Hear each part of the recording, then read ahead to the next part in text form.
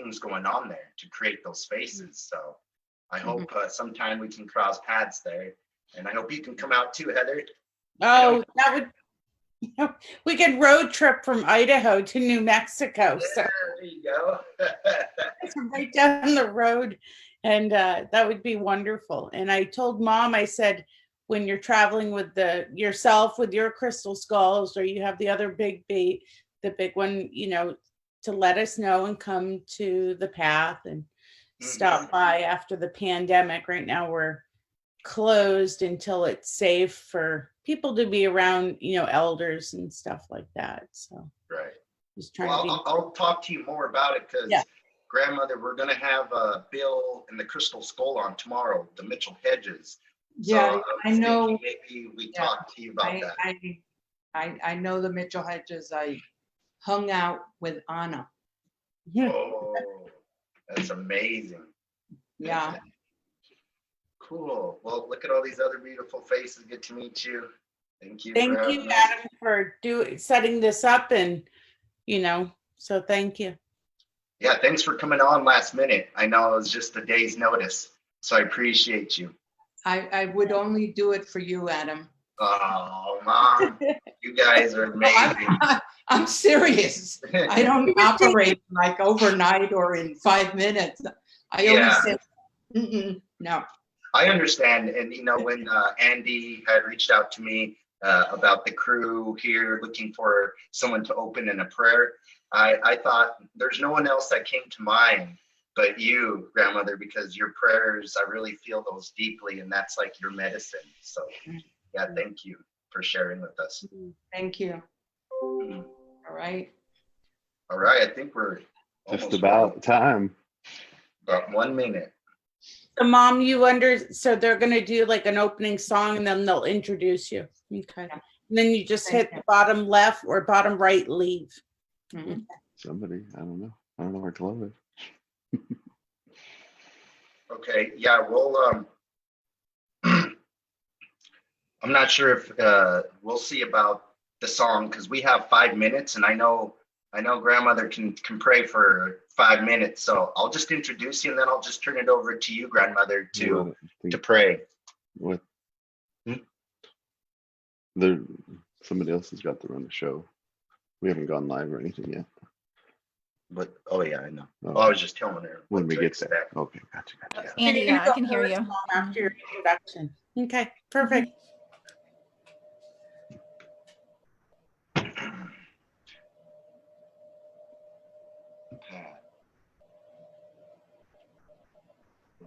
Are we starting right now? Apparently not, because we got to go live on that. They'll be live on here.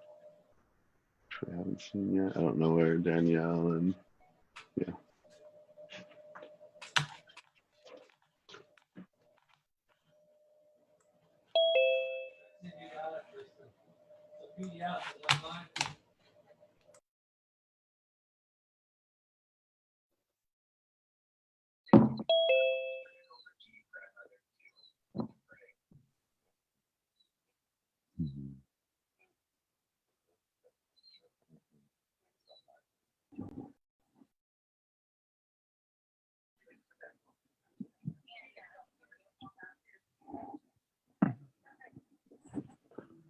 Hi, Jonah.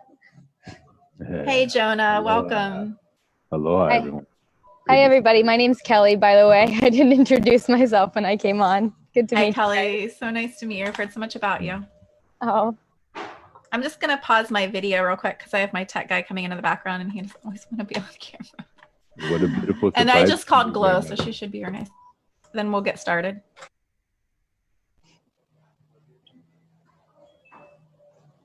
Such an honor, beautiful surprise to see you, Grandmother Florida Mayo. Great to see you again. Good to see you again, sweetie. Good to see you. Yeah.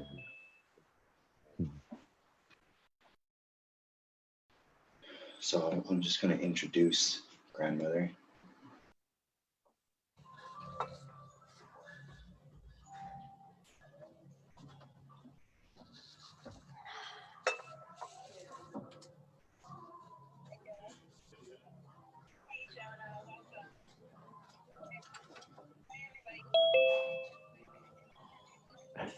It's weird.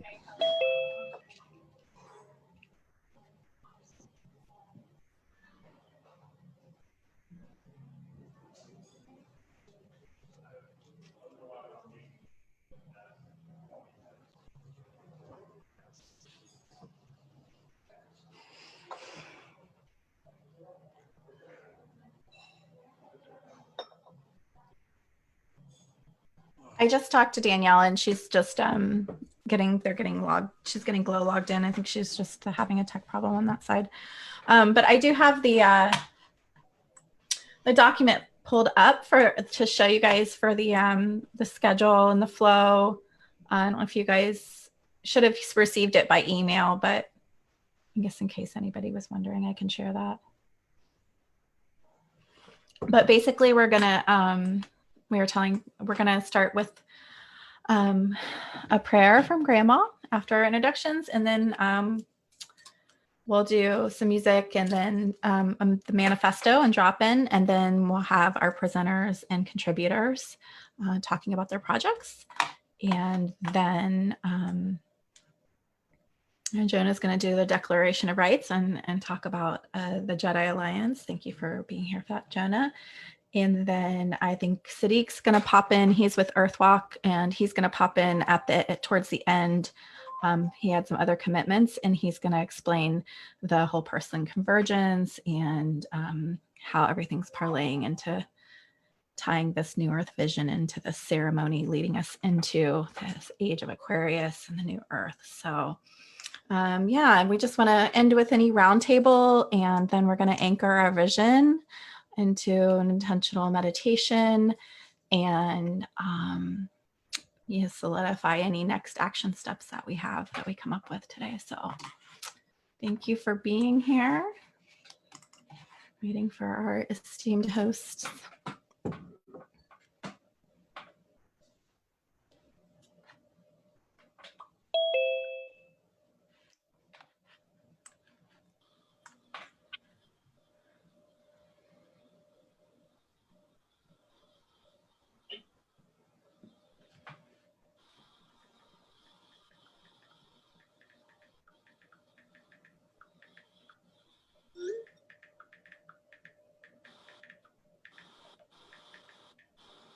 I'm just talking to them right now. Sorry, guys. Thanks for patience.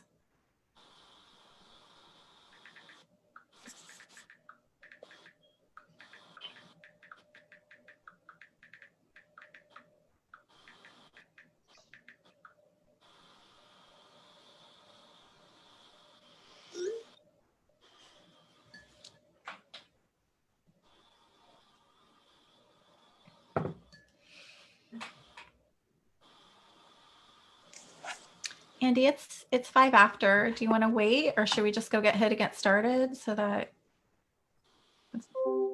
Does my audio work? Yes. Perfect. Awesome.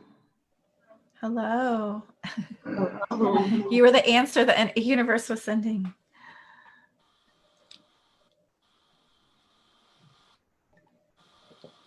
I can't see where you are though. That's the only thing. She came in through Danielle's, I think. I think Danielle's patching her in. Oh, we have Grant. Hello, Grant. Welcome. We can't hear you though. There, yeah.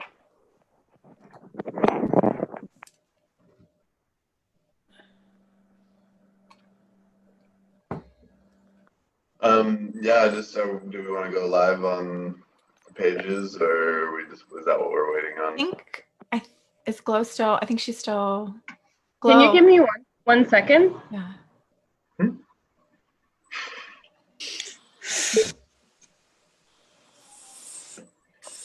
feel like we need music.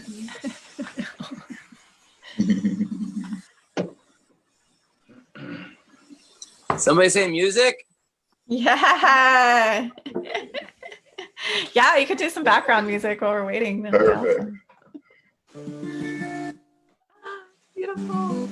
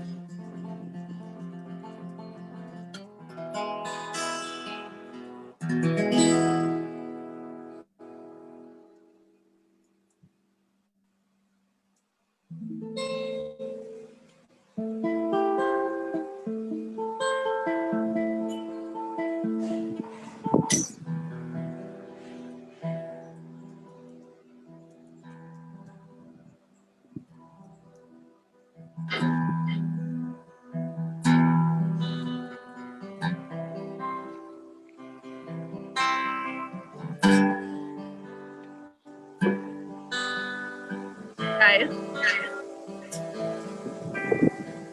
I have a question. Is it possible to go live and then like everyone share the watch party on their page? So can we just go live and then like take a minute to share?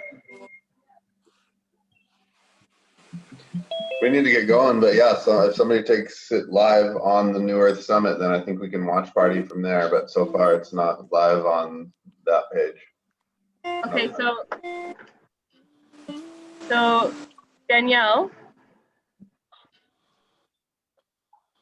Yes.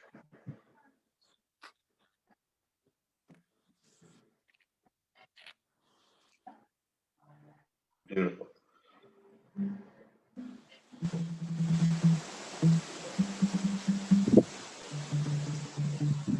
You want to get us started, Glow, or what's the? I wanted to share it on the page, but I don't understand, Danielle. I thought you said that we could share it from the page we were going to share it from. What do you mean? With that group? Yeah. I'm not an admin to share it. But how can I don't know if I can, because I don't have the ability to go live right now, right? You don't? Sure. I don't have the I don't have, because we wanted to We're go at live. least live on the, yeah, we're at least live on the Earthwalk page. Okay. We could always, you know, share it off later. Okay. Let's just do it from the Earthwalk then. So we can just start with Florida and just ground us in. Well, Danielle and Kristen can ground us in with the meditation and then go into the prayer and then into the psalm.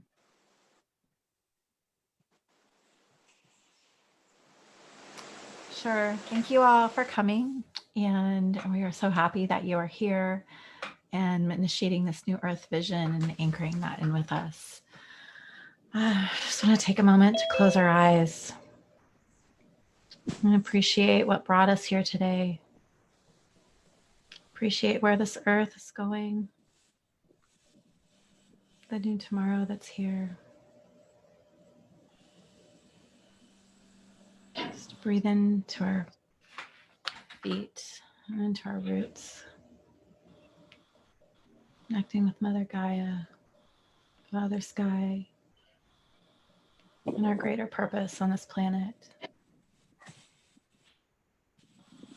Let that energy fill us, soothe us,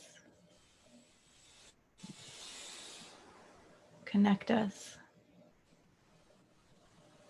as we create a coherent field for this new vision of the future as it unfolds in the never-ending now.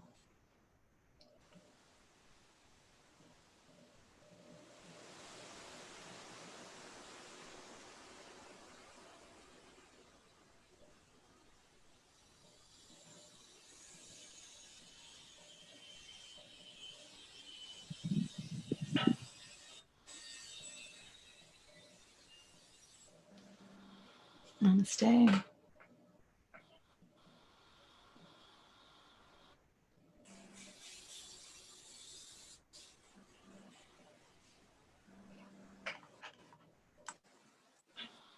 Grandma, do you want to take us into the prayer? Hello, good day, everyone. My name is Adam, Field of the Feather. I'm here to introduce and bring on one of our elders from Heart Community. This is Grandmother Flor de Mayo. She is counsel and part of the 13 Indigenous grandmothers and does many great works. I know most and have been able to meet many of them, the beautiful elders that are part of that 13 Grandmother Alliance there. And Grandmother Flor de Mayo runs what is known as called The Path. The Path is a plot of 40 acres in starting to break ground and starting to build around these temples that are from the land and from knows as part of those temples there that will serve as the temple of the seed, temple of the golden child, the water temple, the fire temple, wind temple, and the earth temple. As the Path, their organization states, this is critical that we protect and increase our heritage for seeds in the future of our communities through seeds. Much of the diversity of seeds is being lost as fewer people are planting original seeds, as modern agriculture has turned to genetically modified and patented seeds to produce crops. They are working to preserve these seeds, giving us a sense of purpose and unity and fostering a relationship and community, which is our true wealth. So I'd like to now present and offer and open this up to Grandmother Flor de Mayo. Thank you, Flor de Mayo, for coming on such short notice to be with us in the open space and prayer for us. I appreciate you and all your work. Thank you.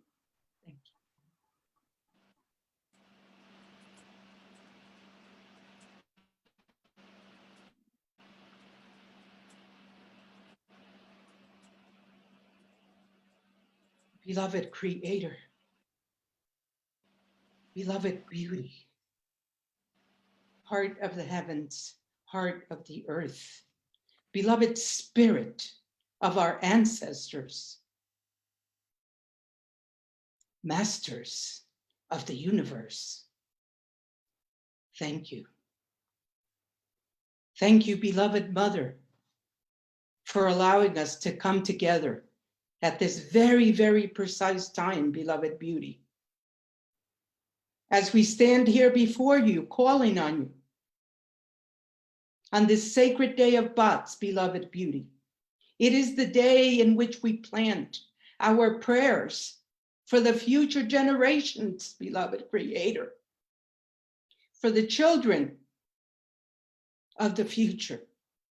Let it be so that our prayers carry us, our voice, our love, our heart, our light into the future, beloved beauty.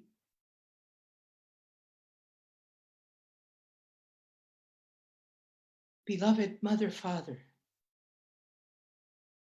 beloved Creator, you have put us in this beautiful, beautiful earth with the knowing that we are children of the stars, that we are terrestrial and celestial children, beloved Creator.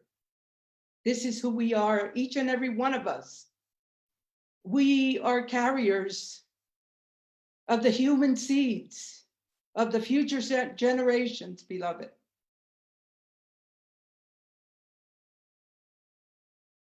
As we come together in this circle of light, circle of love, circle of unity, let it be so that we continue for the sake of all of our babies, our human babies and our seed babies, beloved Creator. Because just like the human babies, the seed babies need to be protected and need to be taken care of. Let it be so that this enters into our hearts and that we walk with this love and this prayer into the future together, regardless of where we are. Let it be so that we become like the rainbow corn. We are the children of the rainbow, and we are the children of tomorrow, beloved Creator. In the name of all of the beauty that is around us, beloved Creator, I thank you.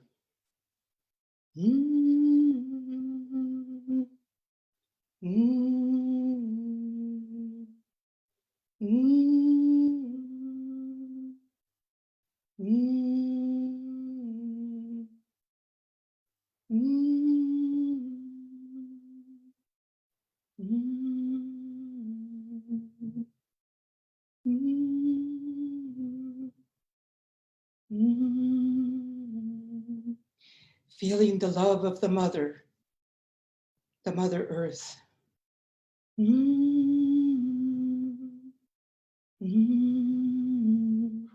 The love of the Father, the heart of the heavens.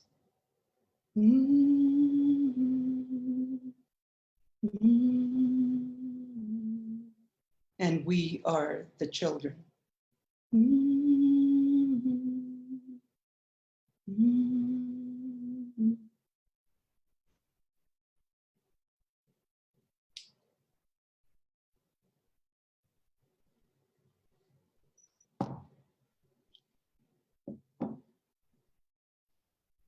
Thank you.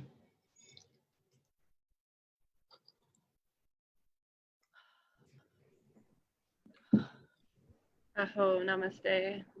Thank you, Grandmother. If you would like to learn more about Grandmother and her organization, please look her up at followthegoldenpath.org. Thank you, Grandmother. Respect and love you. Thank you so much. That was just so beautiful. Love you. Love you. Thank you. Hallelujah. I just want to thank you so much, everyone, for being here and existing in this reality, and for joining us today as we birth a new reality here on planet Earth, as we're moving into a new story, into a new paradigm, as we throw away our old story of destruction into a new story of regeneration, so that people can thrive, so that we can provide clean water, air, shelter, food, and community for everyone. Everyone, no project left behind. And we plant the seed for infinite funding, for infinite resources, because we are abundant, we are unlimited. And it's time to activate your gifts and your full potential and your skills. So we're calling everyone to activate. And I just want to welcome Matthew Human. It would be great if you can play your song for us to start us off. And then we're going to go through a small roundtable and have some people share about what the future holds, amazing projects, because we know that there's so many amazing projects and people have like doing amazing things all around this planet. But imagine the impact we can have if we actually unite into a network that can host everyone's project, everyone's name, everyone's organization, and we can uplift all of these projects together by like just sharing all this media together and cross-posting. So if you're watching this, share it with your friends, invite everyone. And stay tuned for Earth Week coming up in April. That's when we're going to invite a lot of people and have a lot more things happening. So yeah, welcome. And I'm so grateful for all of you showing up and for being here with me.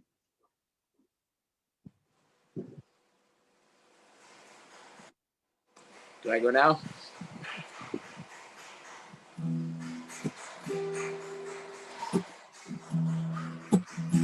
Thanks, Chloe. Thanks everybody for doing good things for the earth, for each other and humanity. I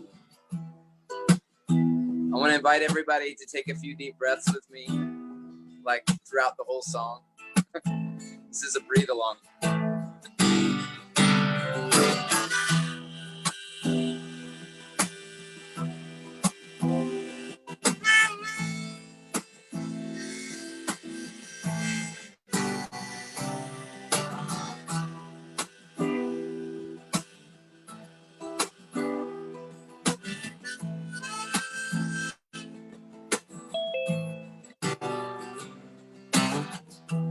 Once upon a time, there was a people who forgot how simple life really was. Instead of sitting around with families, we were individuals sitting around boxes with screens. And we forgot how to grow our own food. Hunting was replaced by factories, very cruel. And everything seemed to be divided by plastic, made of a petrochemical oil, which was extremely toxic. And people also ran their cars on that oil, which polluted the air and the water and the soil. But the ones who benefited didn't care about the earth. They were only interested in how much the oil was worth. Then they started running out. They started fighting for control to secure the world's supply. Petroleum was the goal, so they assembled their armies. Wars destroyed life. They hid the truth from the people, kept it out of their sight. And millions of people were betrayed by these lies to kill each other. Entire cultures were destroyed before our very eyes. We just sat around and watched the fire fall from the sky. It happened to us, so we were living in fear. We were on the same bus, by invading other people we created were enemies. But they believed that they were doing it to make themselves free. This is the world that I grew up in, so you understand my brain when it begins to spin.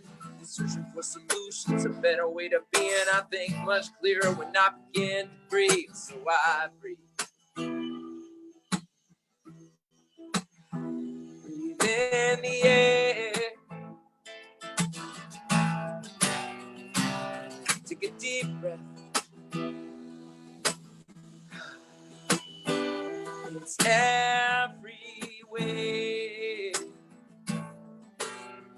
Heal my spirit. Heal my body. Heal my soul. I know who I am. Consciousness spinning through sacred air. Through sacred air.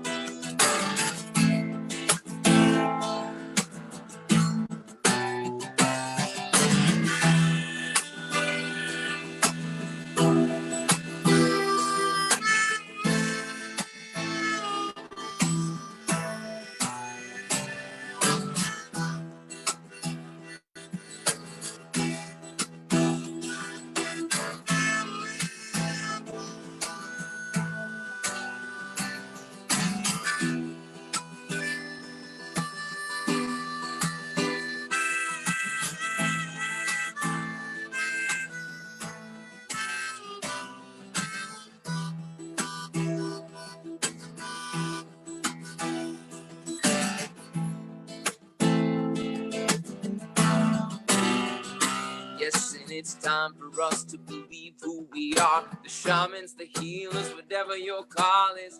Actualized and realized till we come here to balance these violent times. Warriors of peace, ambassadors of love.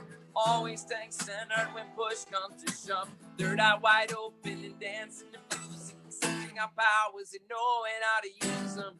Coming together, we circle the globe. Seeing the oneness, our chakras are glowing. Our vibrations, what we want it to be. Keep it high and we'll know how it feels to be free. All we gotta do to understand these ways. Breathe real deep and enjoy each day. Work selflessly with others and we'll all survive together. Tomorrow is now and there's beautiful and so free. Respirar el aire. Tome un respiro profundo. Están todas partes. Sana mi espíritu, sana mi cuerpo, sana mi alma. Yo sé quién yo soy, conciencia cerrando al sagrado aire. Through sacred air, through sacred air, through sacred air, sacred air.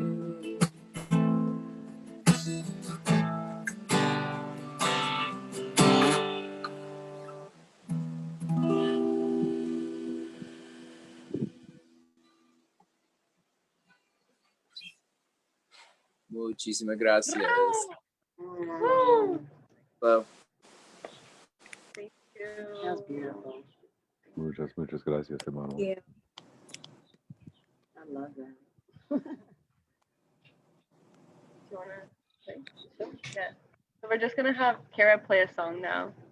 Should I do one that's more original or one day by myself? What you feel? I brought tears to my eyes, Brother Matthew. Thank you. Right? It was amazing. I'm going to play a song called Breathe in Love. It's similar to your song, but it's more about what we can do for ourselves.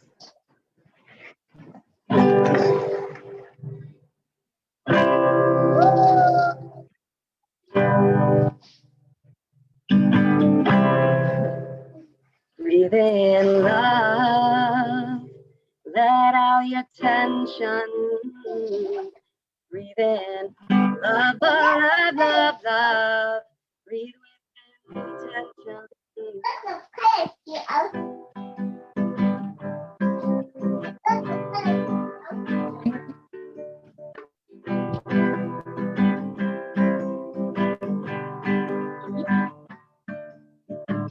We've all been there before, felt small but so much more. We can choose to see the truth and not devalue our youth. Crazy, overwhelmed, and stuck in this place. Let's make better choices for the entire human race. And breathe in love. Let out your tension. Breathe in love, love, love, love, love. Breathe with intention.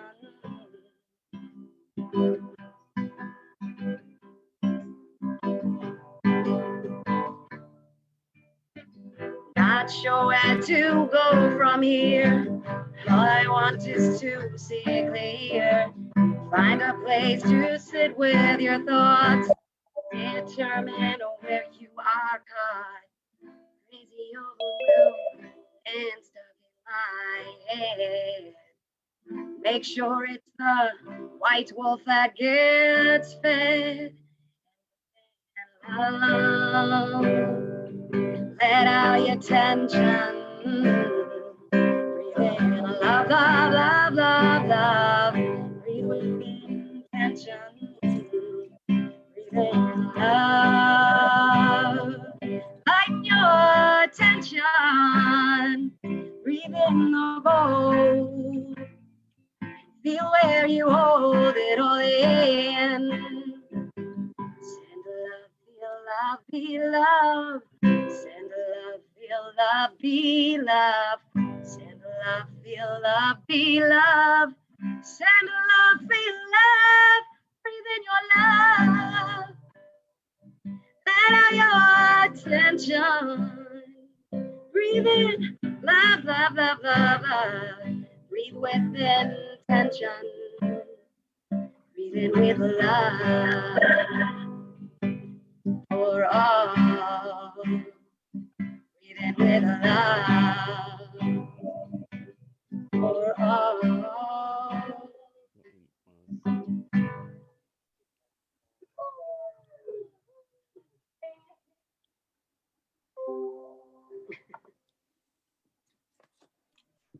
Oh, that was amazing. Thank you. Thank you so much. So That was beautiful. beautiful.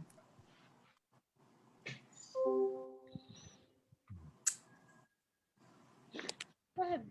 If I could have a moment about talking about the project I'm actually working on right now. I'm actually in a space in Costa Rica and Dominical, and we're going to be doing a lot of community projects here, and we're opening a new space. And on 12/12, we're having a big event to do a fundraiser to open up our Capi Capi, which means welcome, welcome in the indigenous Costa Rican language. And it's for all artists. It's an expressive arts temple. So we want to host a lot of expressive arts here, including musical kinds of things, ecstatic dance, cacao ceremonies, drum circles, classes on how to macrame, classes how to do bamboo building. All sorts of things are in the works at the moment. And we're also, during events, we are really trying to help the community. And so we're having a lot of local vendors come and share their merchandise and things here to support the local community of arts. So a lot of people are doing like macrame, like things like this, and just supporting the local community and trying to get a lot of expressive arts out in there as well. So that's what all of this is about. And our event is on 12/12, and from then on, we'll be doing events usually during portal days and events of like new moons and full moons. So using our best use of the universe and the power of it to express ourselves. Anyway. It is. It is.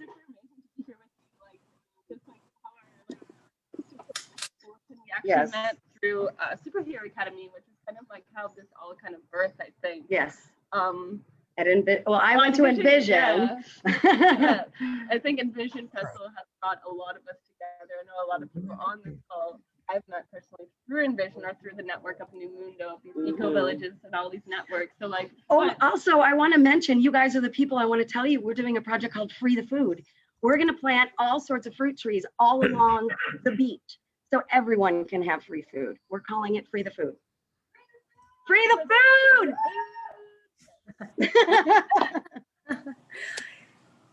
Do you have a link for a website that you could share? I don't have. Yeah, we're really birthing it just now. So amazing. It's really fresh, where it's just more of like WhatsApp groups and stuff is going to be on Facebook. But working on the website, working on an Instagram so that we can start sharing, especially the day of the event. So we're trying to work on that as we're working on this. And it's been a really interesting, busy couple of weeks. I can imagine. So thank you to all of you for being who you are, because I know this is the right people. Yeah, can you bring the plastic? Sorry. You want to put your contact info in the chat so we can get involved somehow? I'd love Absolutely. To help you some. Thank you. Thank you. Thank you. Yeah, we'll send it. We'll send out everything after in the email, like put an email out with all the contacts so that we can. Today we're actually going to capture like all the emails that we're going to capture during this week and during the rest of the year. We're going to send out all send out the network and information. So so that we can all share this network together because we're all doing the same thing. Yeah, work together. Yeah. So yeah, I just have a friend here coming through, Ellie. She's also a part of our project here. I'm on a mission to protect water and to inspire people to use less plastic and to support small businesses and shift into the local economy. Mm-hmm. And so she just had a surprise meeting on the beach right now. So she's just gonna come here and just give us a message from the universe.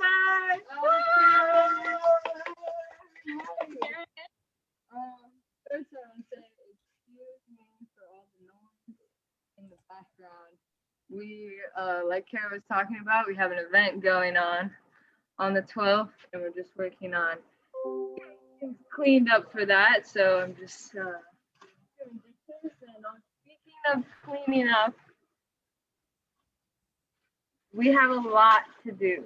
There's plastic everywhere. All over beaches. Yeah, here, this is the stuff we picked up today. And here we're also working towards creating a solution for this, not just like throwing it into another bin that's going to throw it somewhere else. Like, we have to get rid of it completely. So there's a couple solutions ideas we have for that. Yeah, like there's so many amazing zero waste shops. They're popping up now, but my mission is to really like create a game around it to incentivize businesses to become more sustainable. And there's a project called Oceanic Global. They actually help businesses and organizations and any kind of centers like impact centers become more sustainable. It's called Oceanic Global. So my goal for next year for the rest of the universe is to help it make it fun and also make it really convenient, because people want convenience. We want convenience, and we want to make the right decision. Right? Yes, absolutely. So yeah, creating that game, and then who can get the most bags of trash? Yeah. Or like also just like. And we're gonna plant the seed to have seeds, the Seeds Network, their conscious currency to support us in because I know they already do it. Like for picking up trash, you receive seeds and everything. So how amazing it would be if we can just create a 90-day campaign and clean up Costa Rica, but clean up the world as well. I think it's once we can incentivize people to take those actions, and then also incentivize people to support small businesses and get that going too. So yeah. Setting up for people to be part of.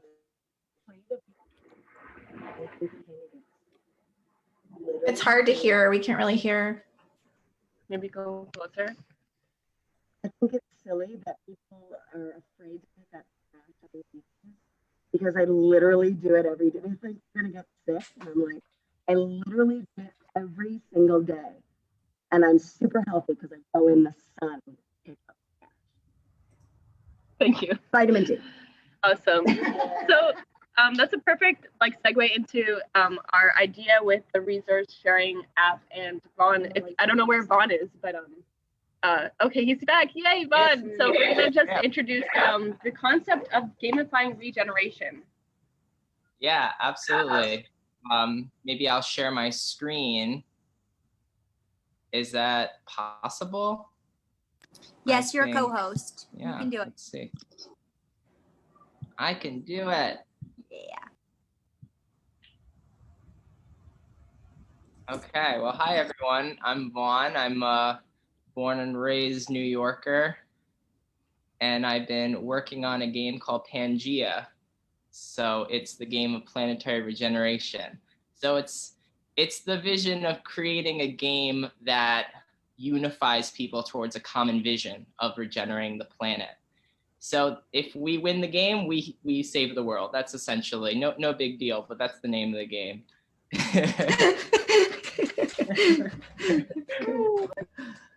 Game on.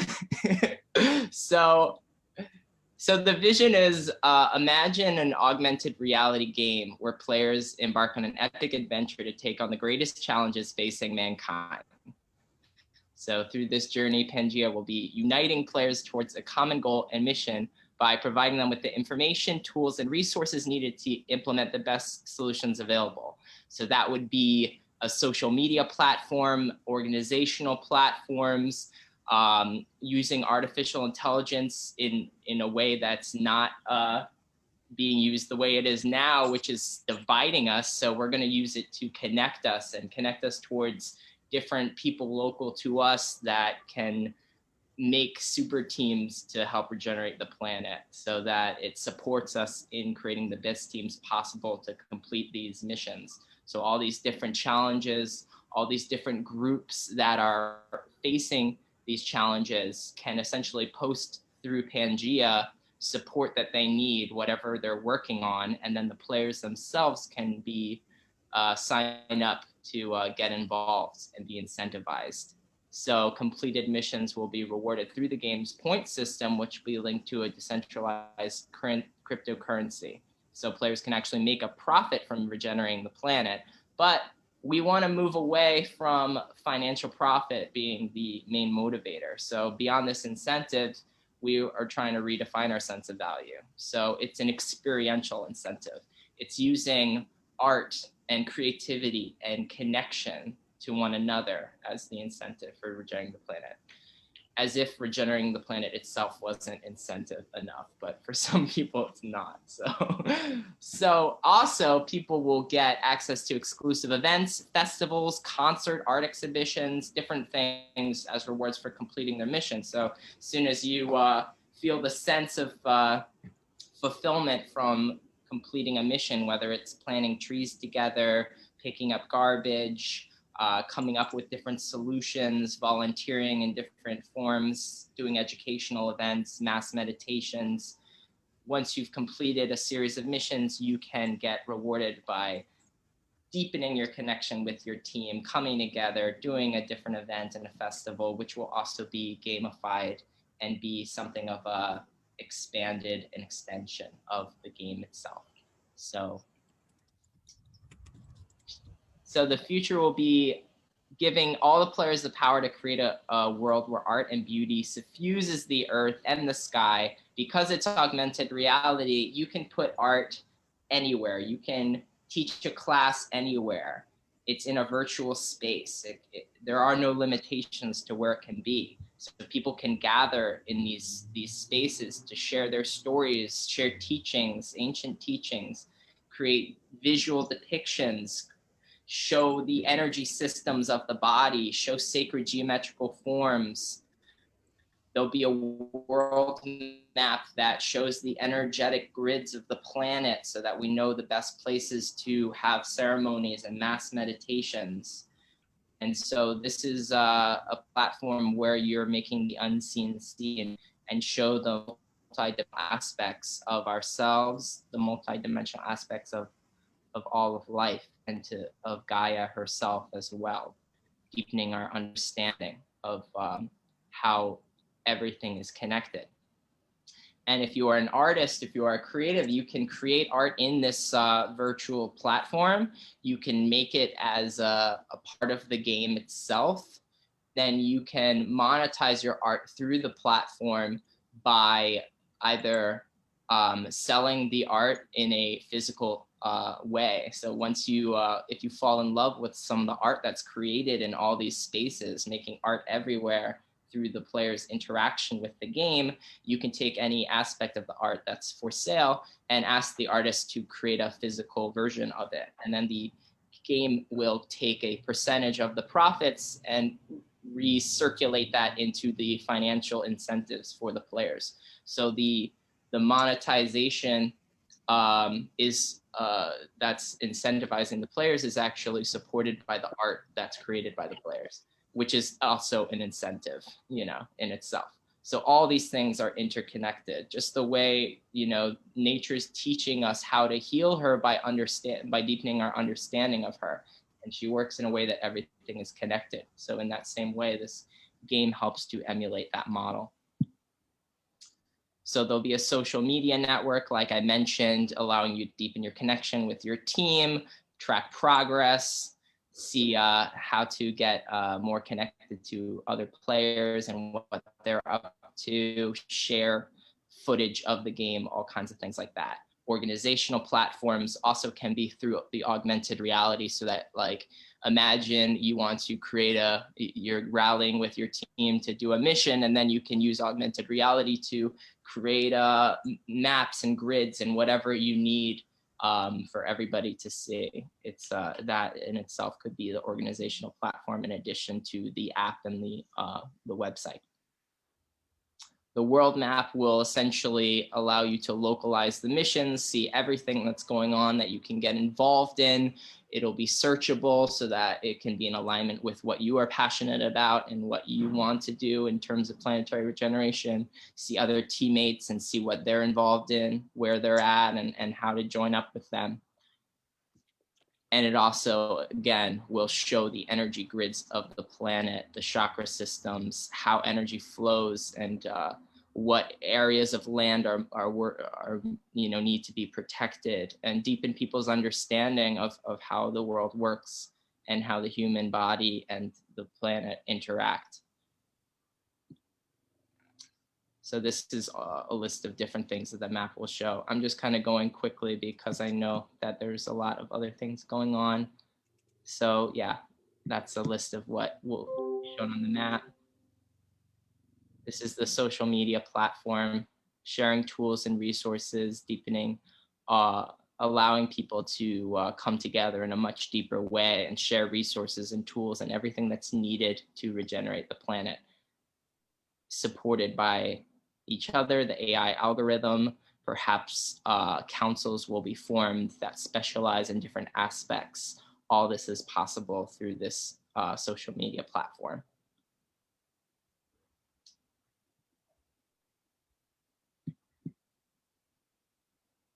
So how am I doing on time? This is Yeah, I would just say like 10 seconds. We just want to like welcome Sol because she needs to go, so I just wanted to have her speak for a moment.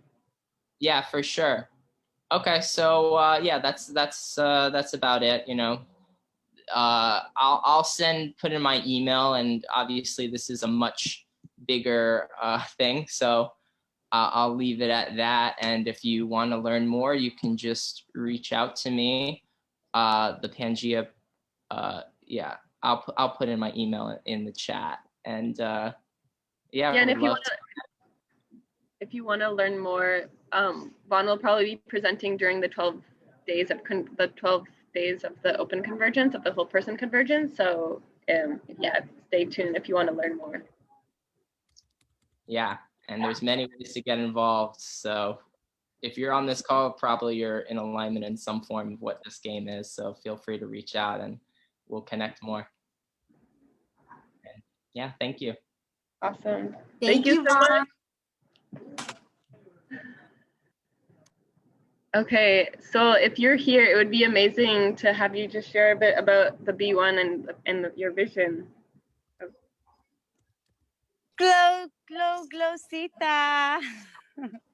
Hello and hello everyone. I'm trying to be outdoors, but I'm on a super urban backdrop here and it's dark. Hello to everyone from Israel. Thank you for inviting me. Nice to meet you all. It's fascinating and amazing and wonderful. Hi, Elizabeth. I'm recognizing a few faces and a few logos. It's really cool what's happening here. May this be, the continuation of many more things about unity to come. And Glow asked me to share here about B and B1. And I think I'm gonna actually put my phone down for a minute to do something. Let's see if this is gonna work. Okay. So, don't want those. Yeah, that's all I can do. That's the best I can do. Okay. Trying to get this technology thing. The best way I can describe in a nutshell what's kind of coming through me, my piece of the pie or my link to the puzzle or the chain, as I feel, is through this. And it goes like this. We are one. Open it up. It's a B. You see the B? Together, we are being based on 3 principles of respect to ourselves, others, and life. It's about me. It's about we, and together we are B, being, and D, doing. Together, they create an infinity.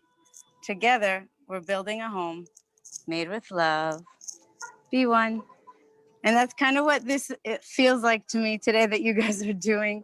And I can say now we are doing. And yeah, and I think it's, kind of speaks for itself, especially if we are here being and doing together, that the alchemy, the reflection of nature and life, the way it works, and things like, for example, the game that you were explaining, it's different ways of helping to share perspectives of our connectedness. This New Earth Summit, the way it's spoken here, I realized how many times in history has humanity reorganized, reordered, and there's a lot of movement going on. And so we're, just finding our similarities and who we want to actually live this life with and lead our purposes together with. And so B1 is an idea, and it's a call to action for people who share a certain value system and interpretations. לבוא? כן, אני אבוא. אני על זום. חברים, את רוצה להגיד שלום? This is one of my partners, Michal, who's another. She works on consciousness and vibrations, and we just came off of a BU Love global broadcast where we had scientists and musicians measuring the vibrational frequencies shifting on the planet as we all meditate and sing together. And we had scientists showing how water molecules are shifting and changing, and we had recordings of plants singing. These are examples of us being one. And so are these people. And so the idea of B1 is mapping out who we are, where we are, what we're doing, and helping each other find each other. It's basically putting a spotlight, a microphone, and a stage for others to amplify and multiply what everyone's doing. That can really, the more we spread it, there are also lots of people looking for it and don't know where to find it. So that is the purpose that I'm standing for. And at the moment, I will say, I also participate as a climate ambassador in the United Nations work around climate change, and working closely with scientists and also organizations around the world, and in this case, as well as tribes and indigenous around the world. It came to my attention and others that according to the science, we actually have 5 to 7 months to make some really big changes, because some of the impact of our behavioral consumerism is supporting acceleration of the deforestation of the Amazon, which is very close to its own tipping point. If it decides to deconstruct because it doesn't have the conditions it needs, which might happen if we continue as we go, we will throw the balance of oxygen and CO2 out of balance in our atmosphere. So we're using this map, we're using this connecting point of people around the world to try and raise awareness for this challenge. And we're doing it together in a campaign called Together, where we're inviting initiatives, organizations, communities, individuals, artists, scientists, speakers, all sorts, to bring in their wisdom and knowledge and solutions, and either share those solutions or come up with more solutions that we need by coming together as the one that we are. So I send lots of love and light and blessings to you all from here in the Middle East, wherever you are. Thank you. Thank you for inviting me. Oh, thank you so much for being I'm here. Yay. Thank you. Thank you. So good to see you. You too.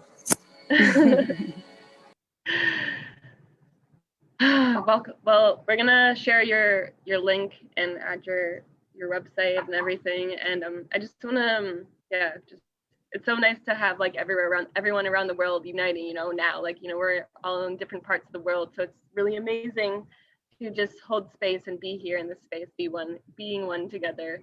I just want to welcome Toby if she's still here. I know she doesn't have much time either, so if she can share. I just want to open the idea of storytelling and like have her share a little bit about that, because really when I see it, our world is created through stories, and so it's time to write a new story for humanity, and that's why we're here together today, is to build those bridges together and to create this story, to share this story, and to elevate this story so that humanity can bridge into that new world.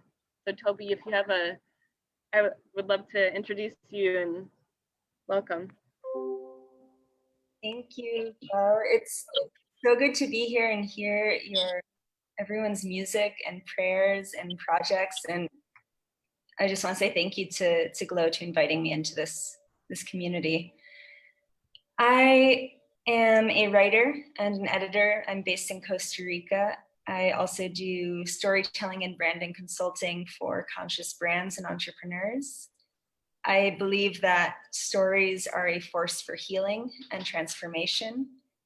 I believe very deeply that every single one of you and every single person has something incredibly valuable to offer to the world and has something to share that the world needs to know about.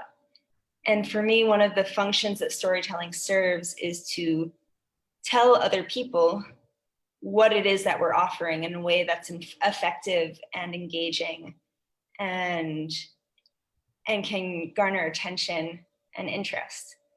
So hopefully in the future with this group, I'll be sharing some workshops around storytelling and marketing, which I know a lot of people have an aversion to, but marketing is just another word for how we tell people, hey, I'm doing this thing and you should know about it, so that the people who need our offerings can know that we're out there offering what we offer.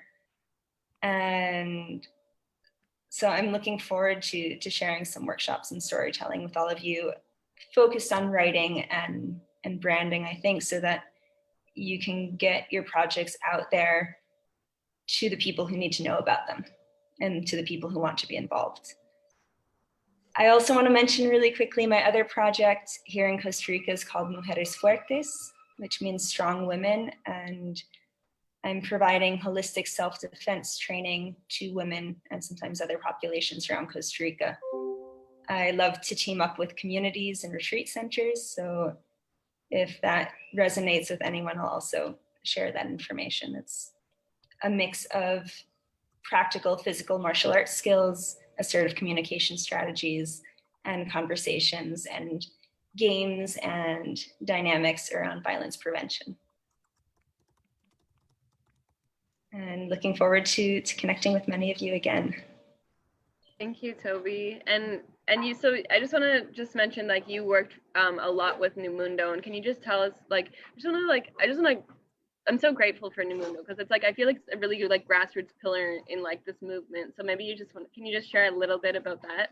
Yeah, of course. New Mundo is a global database of transformational experiences, communities, permaculture projects, and other things that are tangentially related to those themes. And you can check it out at newmundo.org. It's a resource of over 800 centers around the world and dozens of experiences. It has played a huge part, actually, personally, in my community building in Costa Rica. I've lived here for 3 years, and a lot of the people I know are somehow connected to the New Mundo network. But it's also active all over the world. And if you're thinking to travel or thinking to ground into a community doing good work, it's a really good starting point. There's also Fun Blog, which I managed for a couple of years, so I recommend checking that out. Thank you so much. Thank you. I just want to welcome Bloom. Thank you for joining, and everyone else that's here. Thanks, Glow. Hi, everyone.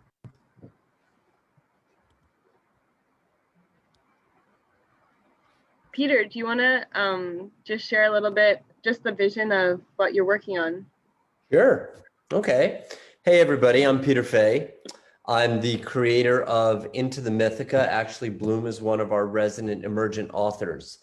And okay, so when I was 13 years old, I had a devotional thing happen for me with the muse of story, the goddess of story, song and dance herself. And this became a devotion for me, whereby starting in 2002, for the past almost 20 years, I've been documenting my own sacred journey across the world, detailing my story and creating a platform for others to detail their stories.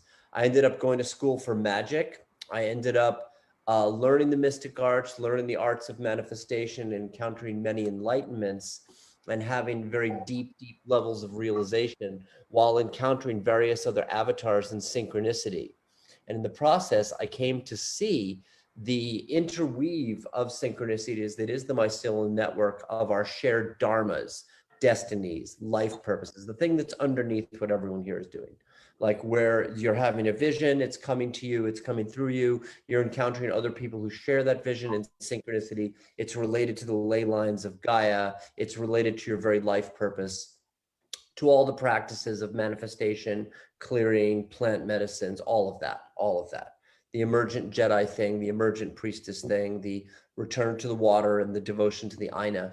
All of this came together in a project that I called Into the Mythica, into the magical world, where I've designed a platform and we have authors coming on board who are sharing their stories and sharing the synchronicities where we meet and sharing the techniques and practices that we're doing to drop into the magical world in an uber magical way, showcasing the energetic level of things, gamifying the experience, revealing the majesty of our shared purposing that includes stories, music, videos. We actually have a whole suite of online graphic novels which feature the characters, the avatars of the awakening, like ourselves, and then link those with animations and all these things to a social network that then leads to everyone's projects as an actual manifestation of our interconnections in the Akasha, thus that we may come to the manifestation of a more heavenly earth. Very exciting. I'm going to be teaching Akashi Yoga, because from my own journey of self-realization, I came through me, which is Akashi Yoga, the yoga of story, seeing your actual personal mythology and your timeline and the way to relate to the characters and avatars that you encounter along the way to clear the subconscious patterns such that we can step into our more awakened selves. And I'll be presenting that on intothemythica.com along with my fellow Akashic yogi, Yeshua Lucis. And we'll eventually be getting to a place where we're training authors to tell their story, to really get into the robustness like Bloom of where they've been, what they're doing, who they've met, to phrase that into comics and videos and all this so that we can have a larger vision of our interwoven and connected shared awakening. How's that for a quick? Thank you. That was great. So great. It's really exciting to start like weaving this narrative together as we're like piecing all these things where we met and like, you know, all this evolution of all these things that are happening. So amazing. Yeah. I just want to welcome Jonah, and maybe he wants to just quickly introduce himself. If you can just do a quick. Good. It's good. There's some good people on there. I mean, it's definitely happening. Look on Heart. Andy, you're not muted. We love your beautiful voice, Andy. Right? I'm like, Andy, you want to go, bro? Well, aloha, everyone. Aloha, Glow. Thank you so much for the invitation to this. And yeah, such a beautiful group. It's great to see all these familiar faces over the years, just really coming in and grounding all of this in and talking story. So there was something that came up earlier that was shared around the Declaration of Rights. Was that something that we're revisiting? Because I just wanted to bring presence around that because it was brought up in our message earlier and how that wants to show up. And so that would be beautiful to share.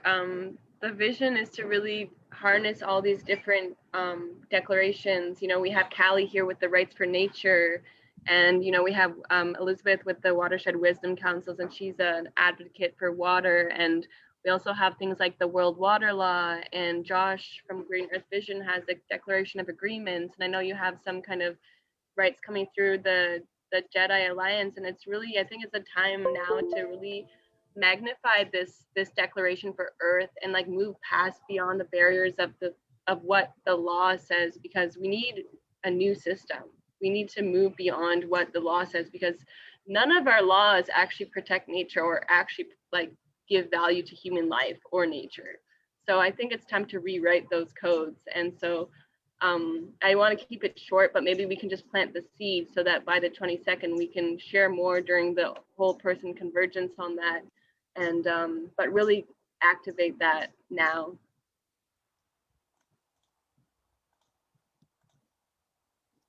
Oh, understood. Yeah, one of the, in rights, or the declaration upon which that I went in working on, is a declaration of sovereignty. And you know, that I feel is one of the most integral things that we can do at this moment in time, is to come in into reclaiming our free will and our sovereignty as sovereign beings here on this planet. You know, to really take in our true authority. You know, because we're having these laws and these other rules that are being written as we're speaking right now, that are literally taking our rights away. Our rights as human beings, our rights to water, our rights to food, our rights to breathe. And so it's you know, hearing this call to action for like the Amazon, you know, what comes up for me is, it's like that we need to, like, critical mass. This is something that we need to put so much energy into, you know. And with all of the bodies that we have here, and the storytelling in the music, like, I feel that we can activate and send the necessary energy that we need. And to me, that's one of the as a Jedi mission, you know, getting the Jedi to come down and like to physically show up, as well as the Jedi that are in any other places that can support the marketing, to bring forth the funding and resources to be able to get the people down there and that can go into a full state of protection. You know, as a Jedi, we're here to steward the earth. We're here to protect our natural resources and protect all sentient life, and to steward this planet in a good way. You know, and how that shows up from protecting our water sources. The water is life. You know, we have all of our water protectors. We have our those that are in looking at how we utilize energy in a good way, so that we can purify our air that we breathe, and our lungs, both our coral reefs from the plastics that are going into our oceans and turning into microplastic. That is a whole other initiative. Like, this is where our energy needs to go into, whatever that energy looks like, and our current currency field needs to be transmuted and placed into these projects that we are all representing. And so as we're showing up, like, in the now moment together, it is imperative that we stay connected with each other, you know, that we really fully come into collaboration, into cooperation, you know, because it's our lives really dependent on it, you know, in this lifetime. You know, our next generations, as grandmother Florida Mayo brought into the field, you know, right out the gates, is like our seeds. You know, the seeds that are growing, the seeds that come from us, our next generations. We've been speaking about the rainbow warriors, that we are all here now, you know, that we're here to do this work now, And so I love that we're actually activated right now. This is no longer conceptual. This is no longer ideas that have been coming in, but we're literally on the ground doing the thing, picking up plastics, off the beach and activating people into that and incentivizing it and rewarding it. And we can make it fun. That's the other part that's beautiful around it. We had a transmission here in Maui of like, what if we did an ecstatic dance cleanup, and put on, headphones and silent discoed it out while we're out there doing the cleanup and like throw on our costumes and it's like a festival party, but we're activated. People are going to be attracted and gravitate more towards that than seeing a crazy guy dressed in a banana by himself, although that does work because I've put it into the test. People would drop in, hey, I want to jump on board. What's this dude doing right now? He's cleaning up the neighborhood. Or we're planting trees. We can have ecstatic tree planting experiences, and unite with all these organizations and projects around the regeneration quest, so like I love that what Vaughn was sharing, these quests and these missions, and really bring it in. It's like each of these, the protocol is Jedi. We have 12 principles, and these 12 principles are gamified into quests. The quest is to leave it better than we found it, right? As a principle. A mission can be my neighborhood, a mission can be this highway down the street. A mission can be this beach over here. And then when that mission's completed, it's like, boom, we get to check it off and be like, all right, we did that. And who's the team that is part of that, And so all of that coming in where we have the technology, the beauty, the ways of communicating, with each other and have fun doing it. And I know seeing all the faces in here, I'm like, I'll have so much fun with y'all. So I'm like, let's keep on playing together. Let's have a wonderful time doing what we do, what we came here and shine light, play music, dance, and do God's work, the work of Jah. Aloha. Mahalo. Oh, thank you so much for sharing. With the rights for the Declaration of Earth, I just want to see if Kelly is still here, if she can speak a little bit about what she's doing with the rights for nature. Hi, everybody. It's nice to virtually meet you. It's great to be here. Sorry, I'm just joining.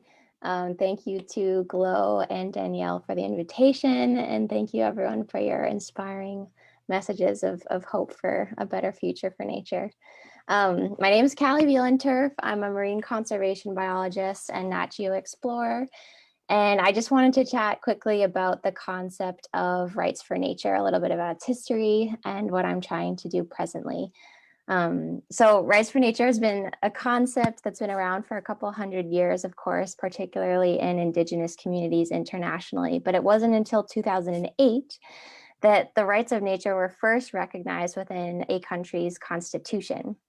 And that first country to take this initial step was Ecuador, who in 2008 established the rights of nature to exist, persist, and regenerate its vital cycles.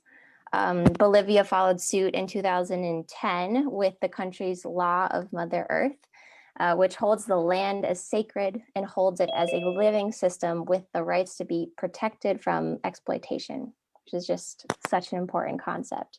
And there's also, of course, the case of Tiraiwa in New Zealand, it was the first natural region internationally to be granted legal personhood.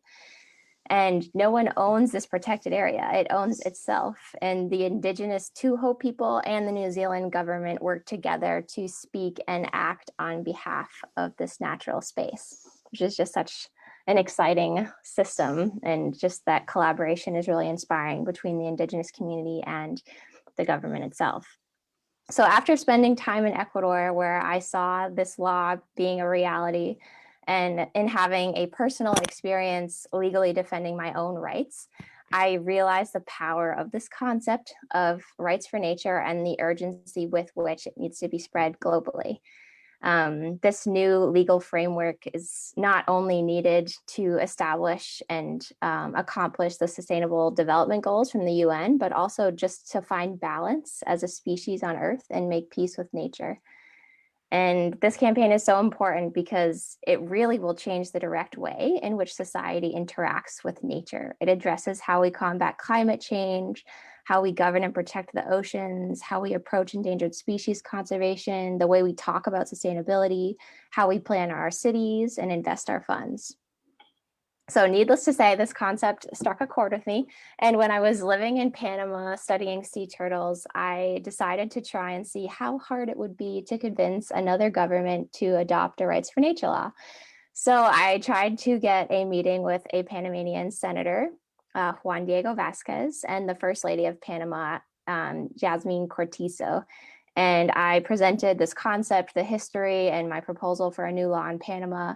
And I also had some Panamanian in particular experiences working with wildlife there that I could present, particular issues that I can see being resolved through the establishment of a new rights for nature law in Panama. And to my surprise, they were very receptive to the concept. And we decided to work together with a few environmental lawyers in Panama to write up a new law. And the law has since been presented. It was presented to the Panamanian Legislative Assembly on September 23rd. And it's been officially accepted by the government as a proposed law and is now entering the debating stage before it will be voted upon, hopefully early 2021. So that's really exciting. And it kind of inspired me just in the sense that all I did was have a few meetings with the right people and worked on a document, and it's actually happening. So I since started this campaign called Rights for Nature. And I'm hoping that it can be a home for other such initiatives internationally, just getting people excited about what they can really do if they just talk to the right people and have a framework to work from. And after speaking about this topic a bit at UN World Oceans Day, there's been interest internationally already. So I'm now collaborating with local environmental heroes in Guinea, West Africa, and Cameroon, and Uruguay as well. So we're taking some similar steps in those countries. And one other thing I wanted to say is I think it's really important to put aside our preconceived perceptions of what our role in nature conservation should be or what reactions certain political leaders may have to our ideas, and simply take that first step of proposing the systematic change in the way society considers nature.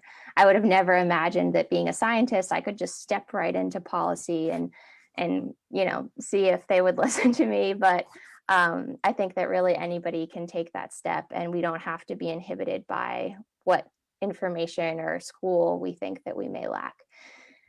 So if you would like to collaborate or get involved wherever you are, if you're in a state in the US, I'm trying to start in Massachusetts where I'm from, trying to see if I can do this here in the US for the first time. So if you would like to collaborate in the US or internationally and just chat more or strategize, you can reach me at info@rightsfornature.org. And I have a very basic website up at www.rightsfornature.earth.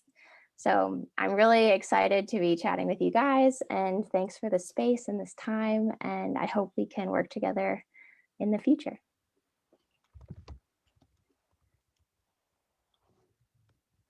Wow, thank you so much. That's just, I want to commend you for going forward with that and getting something done in the government. That's just amazing. I'm just clapping in the background, even though it's muted. So I really want to, yes, it's just so phenomenal. And that's really an inspiration of mine. So if there's any way that I can work with you, just let me know. Yes, for sure. Let's talk about that. I'm down. Where are you based? I'm in the States. I'm in Ohio. My partner's from Massachusetts. And I'm linked with some other action groups here who do a lot of legislative work. So yeah, I can get things moving. Okay, yeah, we definitely need to chat. I can send my personal email too, so we can. I think we're going to let everyone present, and then that's kind of going to be what, I don't know how long you're sticking around for, but we want to get a collaborative space going so we can okay, perfect after. Okay. Yeah, thank you, Callie. Let's have a Rights for Nature party, and yeah, I would love that. all the countries, all the states, and let's just transform together. So great. Let's do it. So needed, so needed. Yeah. We're also working on a UN resolution with the Ministry of Foreign Affairs of Ecuador. because Ecuador was the first country to establish this law, it really needs to be that country that presents a resolution to the UN, which would be like an open invitation for all the other member states to adopt similar legislation. So yeah, we're hoping we can get other countries just to sign on to the resolution and support it, even if they're not ready to take the step to establish the new law within their country. Amazing. Thank you. I just want to thank everyone for being so patient and being here. And I just want to introduce Kelly. You want to quickly introduce yourself and share a little bit about what you're working on. It's been so amazing to see what you're doing, you know, over the at the beginning of COVID, you know, with all the meetings that you're holding, bringing people together. You really activate and gather all these people together. So I'm excited to hear updates and yeah. Amazing. You're talking about me, Kelly, right? Just wanted to make sure there was no other Kelly on here. Awesome. All right, guys. Hi, everyone. Oh my gosh, it's so good to be on this call with you guys. Just such incredible people. So I'm Kelly Krezwig. I'm with New Earth Now, which is a regenerative development company. And we've traveled all around the world to work on projects in Baja, in Texas, in Bali, like the Golden City, and many others. Definitely traveled to many of these communities. And what I do is I help with consulting on these projects and really finding out the right types of people that need to come in and work on it and do the regenerative building systems and gray water systems, biodigesters, things like this. Can everybody hear me okay? I just want to make sure my sound is okay because I'm in Tulum right now, so it might be internet. Okay, good. Awesome. So I could definitely just start the presentation just to give you guys a visual overview of it all. So let me go ahead and share my screen.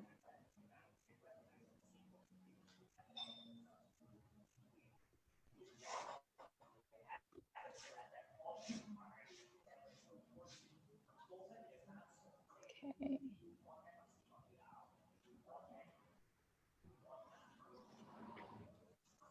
And then go ahead and present.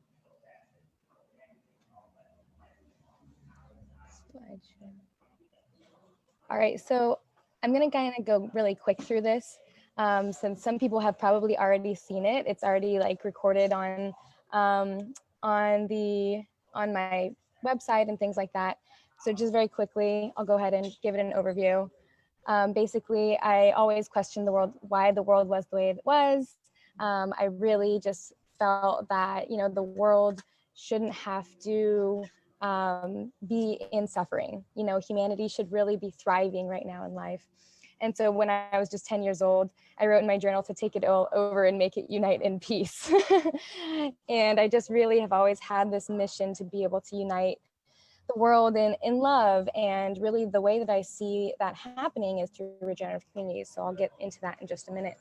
So my parents really, they just thought about money, and I really took the lesson to be, oh, we need money, you know, to really like be happy. But we don't actually need money to be happy. We actually just need resources. So anyways, I made my career all about making money and made a bunch of money. And then I realized, you know what? None of that really matters when we can actually heal humanity. You know, so there's so many problems facing humanity today that we're all working together on creating real solutions for these problems. And a lot of that is, you know, the pollution, the waste of resources happening in the world, planned obsolescence, things like that, environmental destruction. You know, we do not need to clear cut and burn that much trees anymore. No way. Like, this has got to stop. All the climate change and natural disasters that are happening. Nukaya is acting up on that stuff and just telling us we need to change our ways. So, you know, these things are really you know, all these things are really happening in this world today, and we're going into this new earth where none of these things will be a part of it anymore. So I actually came across this incredible solution called the Venus Project. I got to go there and meet Roxanne Meadows. She is just absolutely incredible being. She toured us around their facilities in Venus Project in Venus, Florida. And I had been able to see a lot of their prototype models, some of their dome houses and things like that. This is their ultimate vision. I was helping them with land acquisition for a little while, and they're still working on getting that going.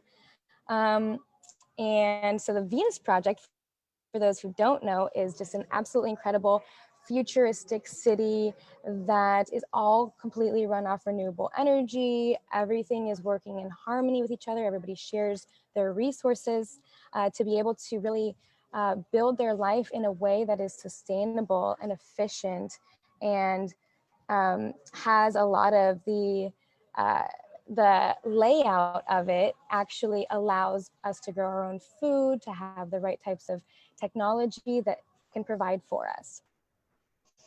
So regenerative communities and cities that intelligently manage the Earth's resources for us have new economic structures, new paradigm operation systems, regenerative physical infrastructure, and self-sufficiency and automation. So these systems all could eliminate human suffering. So we don't need to rely on money anymore because people have access to resources freely. Now, this is the Venus Project. Now, of course, in the transition period, we'll be using things like cryptocurrency to have a resource-backed cryptocurrency for these types of cities and communities. And Buckminster Fuller always said, you never change things by fighting the existing reality. To change something, create a new model that makes the existing model obsolete. So that is what we're doing here. And here's some of the communities that I've worked on in different areas around the world. Thailand, Australia, Alegria. Here's some of my experience and some of the projects that I've worked on. Won't go too deep into that. And I just wanted to share with you guys the vision. So that's to create a new paradigm for humanity based on abundance, positivity, love, connection, transparency, creation, and innovation, where all beings thrive in harmony with each other and the planet. So this is truly, truly possible today because we have all the resources we need. We just need to come together to be able to create these spaces to make this happen. So our regenerative development project is going to have this type of regenerative infrastructure, making sure it has efficient design, sustainable housing, water, waste and energy systems, permaculture and food growth, zero waste stores, events and entertainment. It's going to be completely luxurious, zero waste, sequesters carbon out of the air, net positive energy, so it actually produces more energy than it consumes. And it's going to be on about 200 to 600 acres, potentially more or less, depending on the type of community. These new paradigm operation systems have holistic healthcare, alternative education. So I'll get deeper into these in a bit. Community connections, spirituality, self-governance, and new economic models. So I don't know my timing, but if you guys want, Glow, if you want to let me know how much time I have. Yeah, I love everything that you're saying, and I just want to keep us mindful of time. So if you just want to just kind of make it a little bit shorter, can you tell us when we can move in? Yes, definitely. Awesome. Yeah, I'll just go through the next parts really quick because I'm sure you guys are all on the level. We totally understand all the stuff already. So let me just move through it really fast. All right, so we've got community design and permaculture design, passive architecture, clean and efficient transportation, natural environment, shared resource library, conscious business. So just imagine, eco-luxury homes, all these amazing natural building materials. There's bioceramic dome materials that actually creates a harmonic resonance with your body, with your system when you live in it. The next one is living water systems. So you have really healthy, amazing drinking water that's filtered properly, rainwater catchment, gray water, natural swimming, aquaponics, zero waste. So we have biodigesters that bring in the composting, waste to energy processes. So pyrolysis, when you guys are talking about picking up plastic all over the beach, we can actually turn that plastic back into fuel. And there's a lot of countries that are already doing this, that are cleaning up the trash all over the beaches and actually turning it back into fuel so that it can be regenerated and won't have so much plastic waste in the world that you see today. And then we have renewable energy sources. You guys already know all about this: geothermal, solar, wind, biomass, passive design. Permaculture and food growth, of course, completely harmoniously, completely organic. Just have fruits and veggies growing everywhere. I love the free food for all idea. That was amazing. Totally on board with that. Food goes right out of the land. Like, why are we paying for that? We should all have gardens, have abundance of food, and really take care of our soil as well, and make sure we're composting and make sure it's nutritionally dense. And yeah, if you guys haven't seen the documentary The Need to Grow, it's a really good one to learn more about that.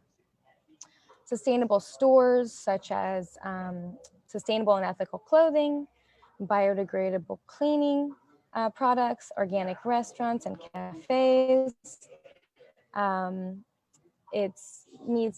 We need to know where the source comes from, and then we have recycling to be able to know where it's going. So it's a whole ecosystem.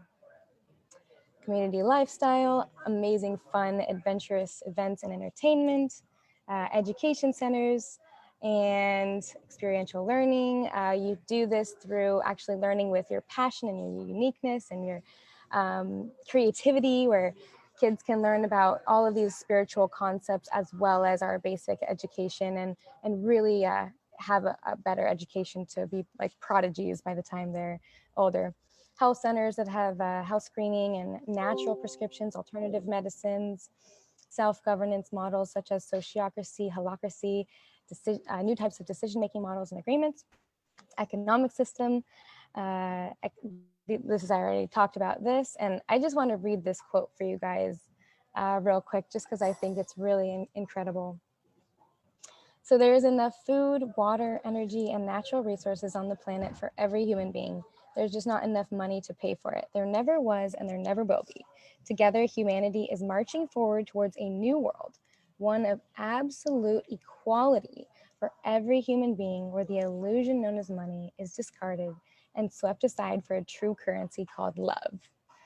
So this I just thought was so beautiful, that we can really give our gifts and create a harmonious environment using resources in the environment. And then next step, of course, is duplicating this model, being able to really assess what the locals need, creating these networks that many of you are doing right now, and assessing the location, what's the climate like, what resources does it have available, and really being very intentional with how we build these communities, not just coming in and building them, but actually figuring out, what is actually needed for each area. And then, of course, connection, online platforms. We're done with the old paradigm way. We're ready for this new way. And we are the people that are really bringing this to Earth right now. So how you can get involved, either investor, somebody who wants to build a conscious business, or a resident or visitor. So if you guys want to write this URL down, www.tinyurl.com/community collaborative. That's just a form, a Google form, so you can get involved.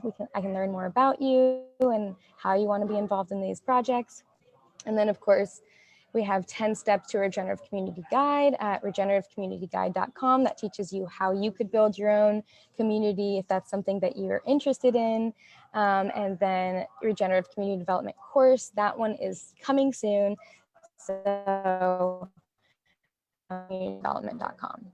And just wanted you guys to remember, we live in a regenerative when we live in regenerative communities, every day can be the best day of our lives, and we can truly thrive rather than just survive. All right, and if you have any questions, you can reach me at kelly@newearthnow.world, or just go to my website, newearthnow.world. All right. Hopefully I didn't take too long, but so glad I could share that with you guys. Thank you, Kelly. Thank you. Of course. Amazing. Thank you so much. I was just wondering, oh, Peter, you have a question? You're muted. I wanted to add something just to kind of put a context of how the Mythica project relates to these other projects real quick. Is that okay with everyone? Because I just had an inspiration. Glow. I want to get to the other people, but I would like I feel it because it's like creating the story like around the project. Yeah, that's what this is all about. So I'll be quick. May I? Sure. So, you know, Kelly, it was funny because I just like, you know, I was listening to what you were saying. I was interested. So I bopped over to Facebook and I saw you'd gone to Joe Dispenza, right? And for those of you who, you know, don't know, Joe Dispenza is one of a fleet of like a bunch of different people who are helping beings to clear their patterns from their subconscious, which is the same thing we're doing in all of our healing arts, whether it's medicines or Kriyas or Kundalini or yoga or detachment or the space meditations that Joe Dispenza is doing. And what Into the Mythica is about is that I had the realization that we are the gods and the goddesses, and that as we clear out the subconscious patterns within, the aspect, the divine idea that wants to be born through us can come through us. And so Into the Mythica provides a framework lined with Gaia that showcases the minutia of our personal journey of clearing those patterns to reveal that seed within as it occurs with the characters in our story that are right here, and really goes into the mystical experience itself that each and every one of us is having. So the way that Mythica supports everyone is that we actually, through documenting your timeline and your mystical adventure, we're clearing this up and leading to these projects as an expression of that larger meta dharma. So whereas we're not actually doing like so much we lead to the permaculture through the stories. And then we talk about the process of clearing the self and thus being in service to God and Gaia. I'm done. Thank you so much. I just wanted to add that little bit so we were in context. Cool. Super quick. I'd love to invite Robin Bloom and Andrew to speak. Maybe Andrew, you can just speak a bit about technology, and then Bloom, I mean, if you want to go, I don't know who wants to go first. Whoever can go. I don't have a lot of time because I have a lot to do. So if I could go first, that would be awesome. That's okay. Yeah. Cool. Yeah. Well, so what would be the most optimal thing for me to share just about what I do with permaculture and sustainability and music and all that? Yeah. Like, what is your one message for the world, or maybe, I mean, I feel like music is the most important thing that you could share, but maybe you can sing it. You could tell us about your projects. All right, that's a good idea, actually. So I met Glow in Costa Rica. We were living at this amazing place called Paradise Lodge, which was kind of like a community house that just formed by synchronicity and the right people being in the right place. And it was just a super amazing crew of people where we would like have a lot of fun and laugh and have dance parties at night, but everyone was kind of like doing the digital nomad thing. So people were like making pitch decks for giant eco villages in Peru and like working on like crowdfunding platforms using Ether and Bitcoin and just like doing all these really next level things. And it was a really awesome group of people. So yeah, so I was in Costa Rica for 7 months this year. And basically a little backstory on me, just in a nutshell, is I've been doing permaculture work since 2013, which is 2012 when I finished college and started traveling the world and going into my mythic quest, which I'm now documenting in Into the Mythica. And I've been learning about permaculture and eco-villages, and eventually that led me to helping to teach permaculture design courses, which I have one next April with Sarah Wu and Ryan Rising in California. And I've lived at lots of different eco-villages and permaculture centers.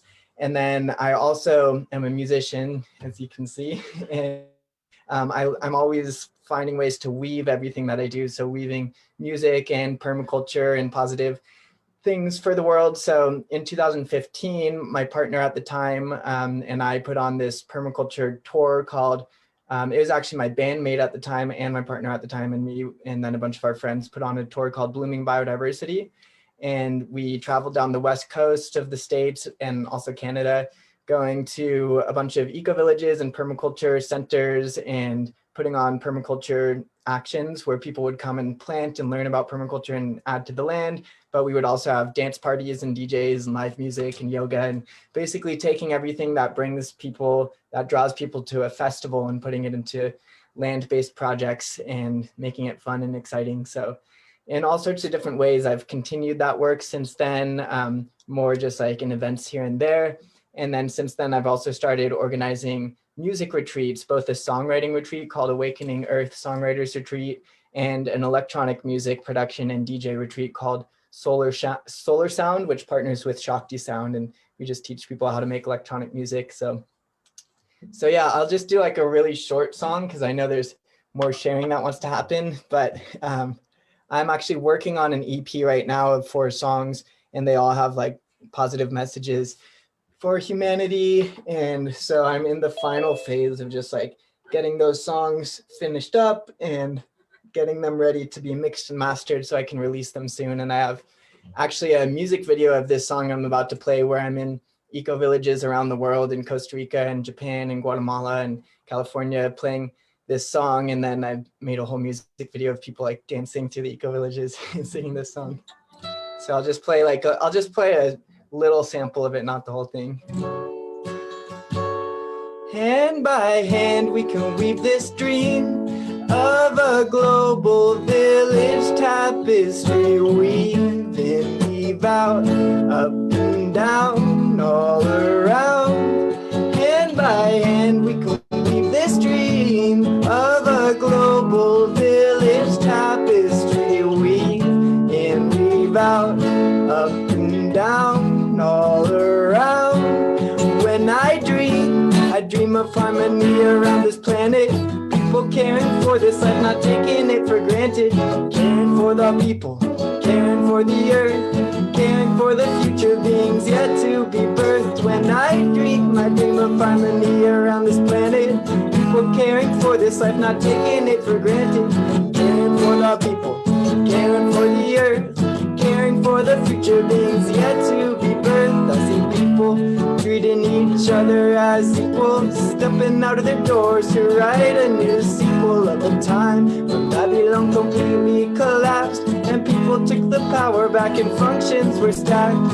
Stacking functions, functionally finding new ways to harness energy from the sun's mighty rays and sink slow and store water in the ground with mulch and regenerate the lands from the deserts to the gulfs. I see food growing on rooftops and front and backyards, hands in the soil growing kale and squash and chard. I see murals in the street and so much food to eat that big agro-business can't even compete with the revolution of solutions taking back the land, buying for the people who chose to make a stand. With the revolution of solutions taking back the land, buying for the people who chose to make a stand.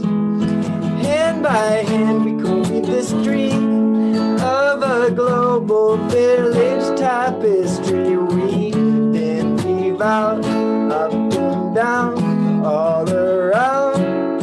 Hand by hand we could weave this dream of a global village tapestry. Weave in, weave out, up and down, all around.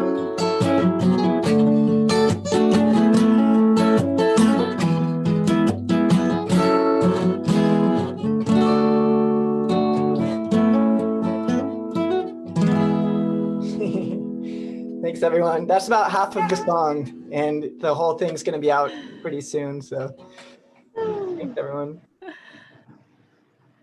Thank you. Yeah, I just wanted to also, you worked on the global summit, right? How was that? And what were the results of the global summit? Yeah, the global summit was really an amazing effort that didn't really get that much attention because we just didn't have a big enough team to make it spread like that. But the global summit was essentially it happens in person every something years. It sounds like someone's talking in the background. I got it. All right, thanks. So basically we did it online this year, but the global summit, it basically whenever the Olympics happens, they try to do this summit in person in the place that the Olympics is happening to kind of be like a counterbalance of it, where it's a big international conference where people talk about global solutions, like all the things we're talking about in here.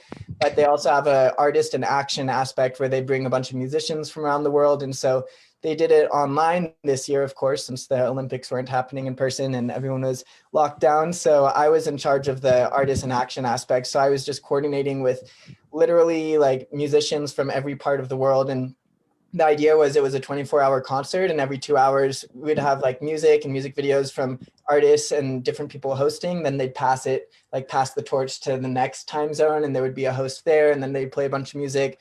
So it was 2 hours per time zone.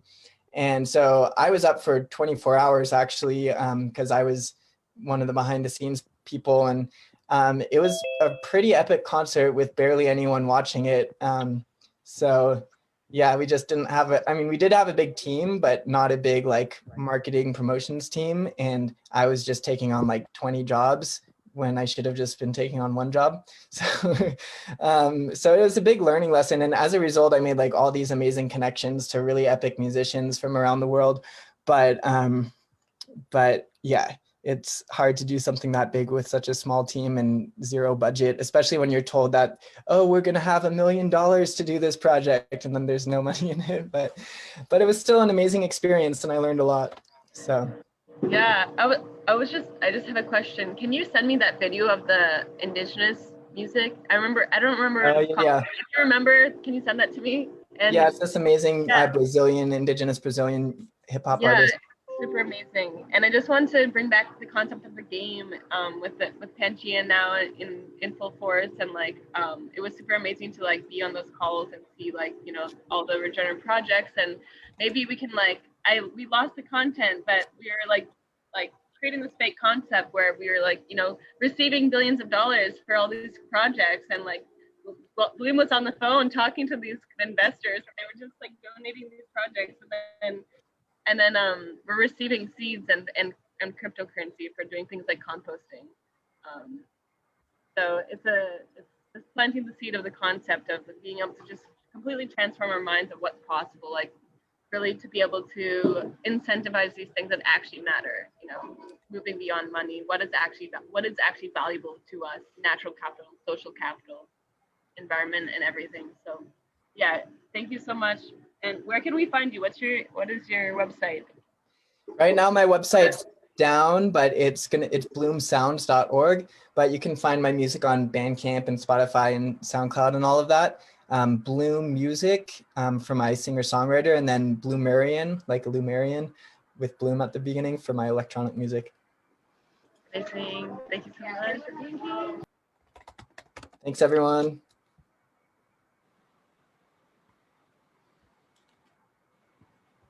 Andrew, if you're here, do you want to share a little bit about your technology? Hey guys, can you hear me okay? Yeah. Cool. All right, so I am Andrew Nanius. I've been listening to you guys. So I guess what I want to share is I've had a few careers. First, I spent 15 years on Wall Street building artificial intelligence software and using it. Before you hold that against me, the last 6 years I've spent doing digital marketing and media and kind of super geek problem solving type things as an entrepreneur or as, yeah. So, and then recently we were engaged by Vaughn in the Pangea project, me and my team and my other companies to kind of help with that initiative. And then I met Glow. So I just wanted to share 2 or 3 quick things. I mean, I like listening to you guys. I deal with a lot of clients. I deal with a lot of people who, who have large budgets and do lots of things. But I think that, the answer to any problem isn't more resources, it's more resourcefulness. So I truly believe that no matter what it is, whether you want to go to space, save the earth, Vaughn wants to gamify the world, like all those things can be accomplished by being resourceful. And websites and digital marketing these days, that all those words get boiled down to a lot of things, but I guess the most important parts are, what does my website say? How do people find me on Google? How do I target my audience on social media? And how do I get those things to actually provide some good and convert into doing something? So those are some of the things we'll be doing with the Pangea project in Vaughan. What I like to do is, solve technology problems. So if you guys want to chat about technology or have any questions, you can get a hold of me through Vaughan, or I'll put my website in the chat. And then, farther down pretty soon we'll have, down the line, we'll have the Pangea project accepting, all manner of things to provide either resources or funding. So we're excited to do that too. So, and I'm just excited to listen to you guys. So thanks a lot.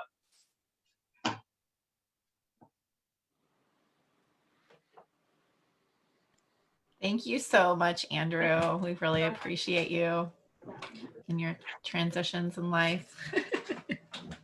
Yeah, thank you so much for all the work that you put into making our landing page. And yeah, it's really incredible to have your support and be on the team. Yeah, it's my pleasure. I can't believe this. It's impressive to see how many people and how many different facets you have, coordinating like this. It's really, you really can do some really powerful stuff with this. I really like it.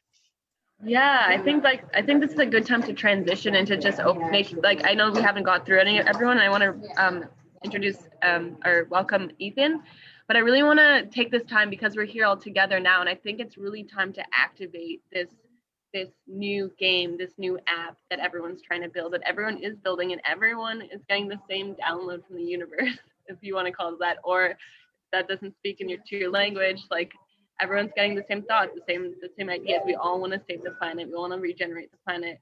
And we all have these amazing pieces, but right now we're not very coherent. And so that's really my call to action, to unite us together so that we can bring these pieces together. So, I want to break the internet and recreate it from underneath and have everyone do that together. But that's what I'm here for, and to really unify and connect the world together. So let me know how I can do that for you as well. Just connecting. I feel like every connection is so important to create the next connection to the next person, because then that catalyzes your next project.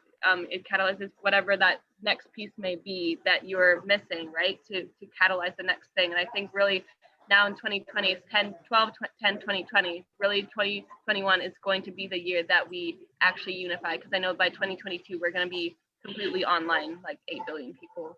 So I just wanted to transition into the idea of an app and a resource sharing app, because we have, like Kelly said, and all these different things, we have the ability to connect and unite and to move these resources everywhere. So I just want to kind of just share my screen. I don't know if I can for 1 second.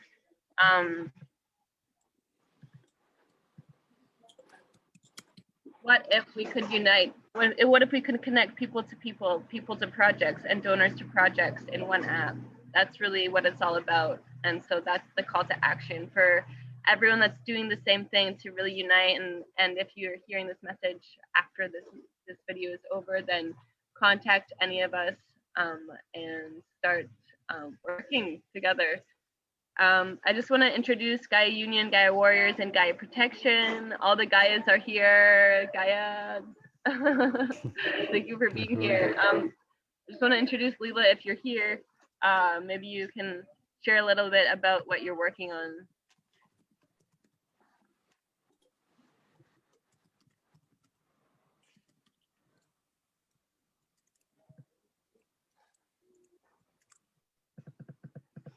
I don't know if she's here. And if not, she is here, but I don't know where. My phone is dead, so I don't really have the ability to share with people, but to message people. But maybe Gaia Union is here. Felipe. Yes, I'm here. Thank you. Hi, everyone. Felipe from Colombia, but basically representing a whole collective and different organizations and even like a lot of indigenous communities from, especially from the South of America. I wanted to share but continue with this thread that Glo brought, that is the importance of weaving together this whole network. We for sure we share the same vision, and all we need to do is organize and synchronize our times and efforts so we can actually manifest this bigger picture, this actual real life game where we want to put all our energies and consciousness to work together. So the main call that we are doing, I don't know if I can share the screen, but maybe with the other Gaia Union.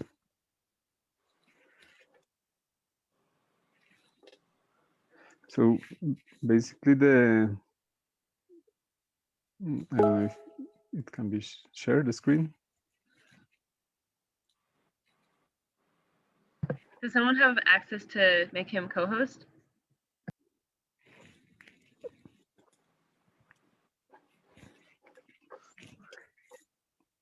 Well, basically, so we are making a call for a confederation network where we all basically gather in around certain specific topics.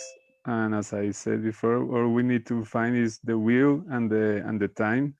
So let's say, for example, we are all working a lot. I know we are all busy all the time, but if we really want to manifest this unity, we should just take like 1 day per week and say, okay, if I'm focused on the technology aspect or the arts part or the economy, whatever topic like pulls us to work with, we find a day and we all meet in this day to work together and see what the others already have.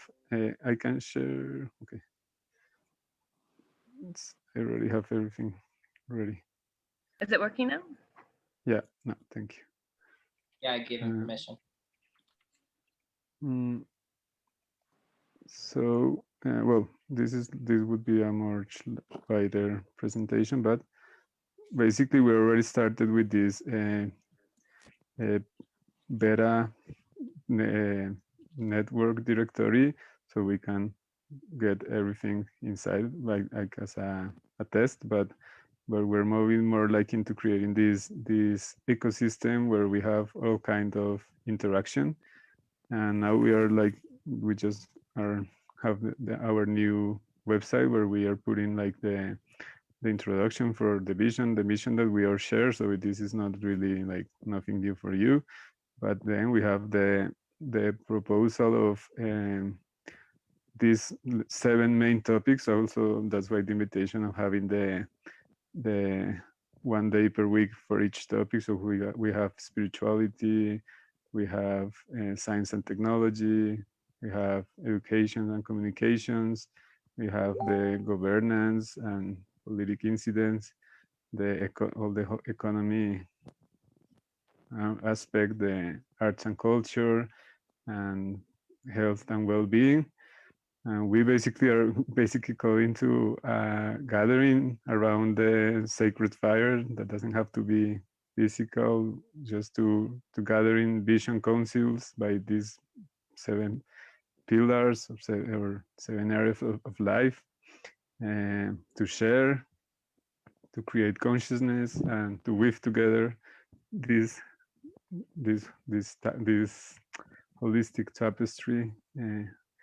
And well, basically also we also have like certain proposals going on about common funds and to liberate the land, to live in community in spaces that we build, co-creating, preserving, practicing non-violent violence, and having work with the earth, festivals, learning in bio laboratories, caravans, pilgrimage, and well, all that we already shared, but our main invitation for sure is the well, also like we basically call for producers, providers, facilitators, and collaborators, and cohabitants to live in community, and to travelers. And well, this is like the visions council that we're calling around the main 7 areas. And well, I would like to share much more, but also it's working together with the elders. I don't know if some of you have heard of the United Nations of the Spirit, and this was a call that was made in a sacred gathering called La Kiva, where a lot of tribes gather around the world. The last one was in India, Kumbh Mela, and all this is basically being a call of articulation so this, like, for example, praying together is part of the spiritual circle, spiritual council, or holon. And so all this based on this, let's say, related to sociocracy or holocracy, but it's a call to work together, so we all can join and put our time and energy to co-create this together. And so well, hope you can join. We have this website, GaiaUnion.com, and you can register, but I prefer if we just keep the calls going together. That's beautiful. Thank you so much, Felipe. I know the last time that I was on a call with you, you were talking about getting the website also in English. How close is that, or is that still happening? It's just this week.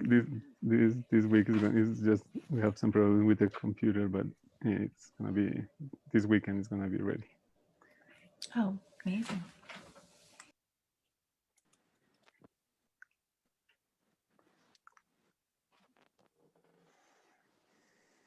Just in case well, yeah. Thank you very much. Hope to meet you in the next gathering. Thank you so much, Felipe. It's so great to have an international team here. I think Michael wanted to present next. If you want to speak, Michael, that would be amazing. Thank you. Yeah, I'm going to try to figure out how to share my screen. Hello, everybody. My name is Michael Walsh. I'm in La Jolla, California. It's good to see you. I'm really so blessed to be here and see all these amazing projects today. I've really been blown away. So let's see if I can do this.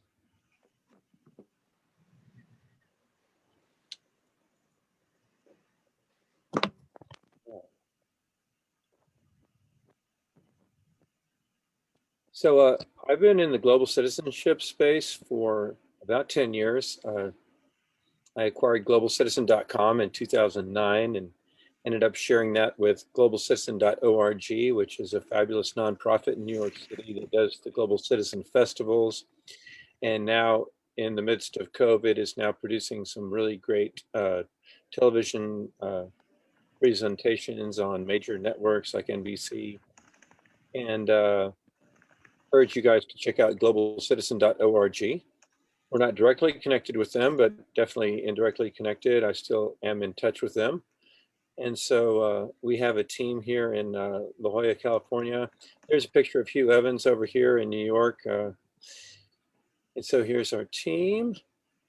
So what we're looking to do is to create a citizen network on advanced blockchain called Holochain and address all of these well-known corporate media failures of the major networks, and to build it in a completely distributed and decentralized technology, which is peer-to-peer. So a whole new vision for citizenship globally.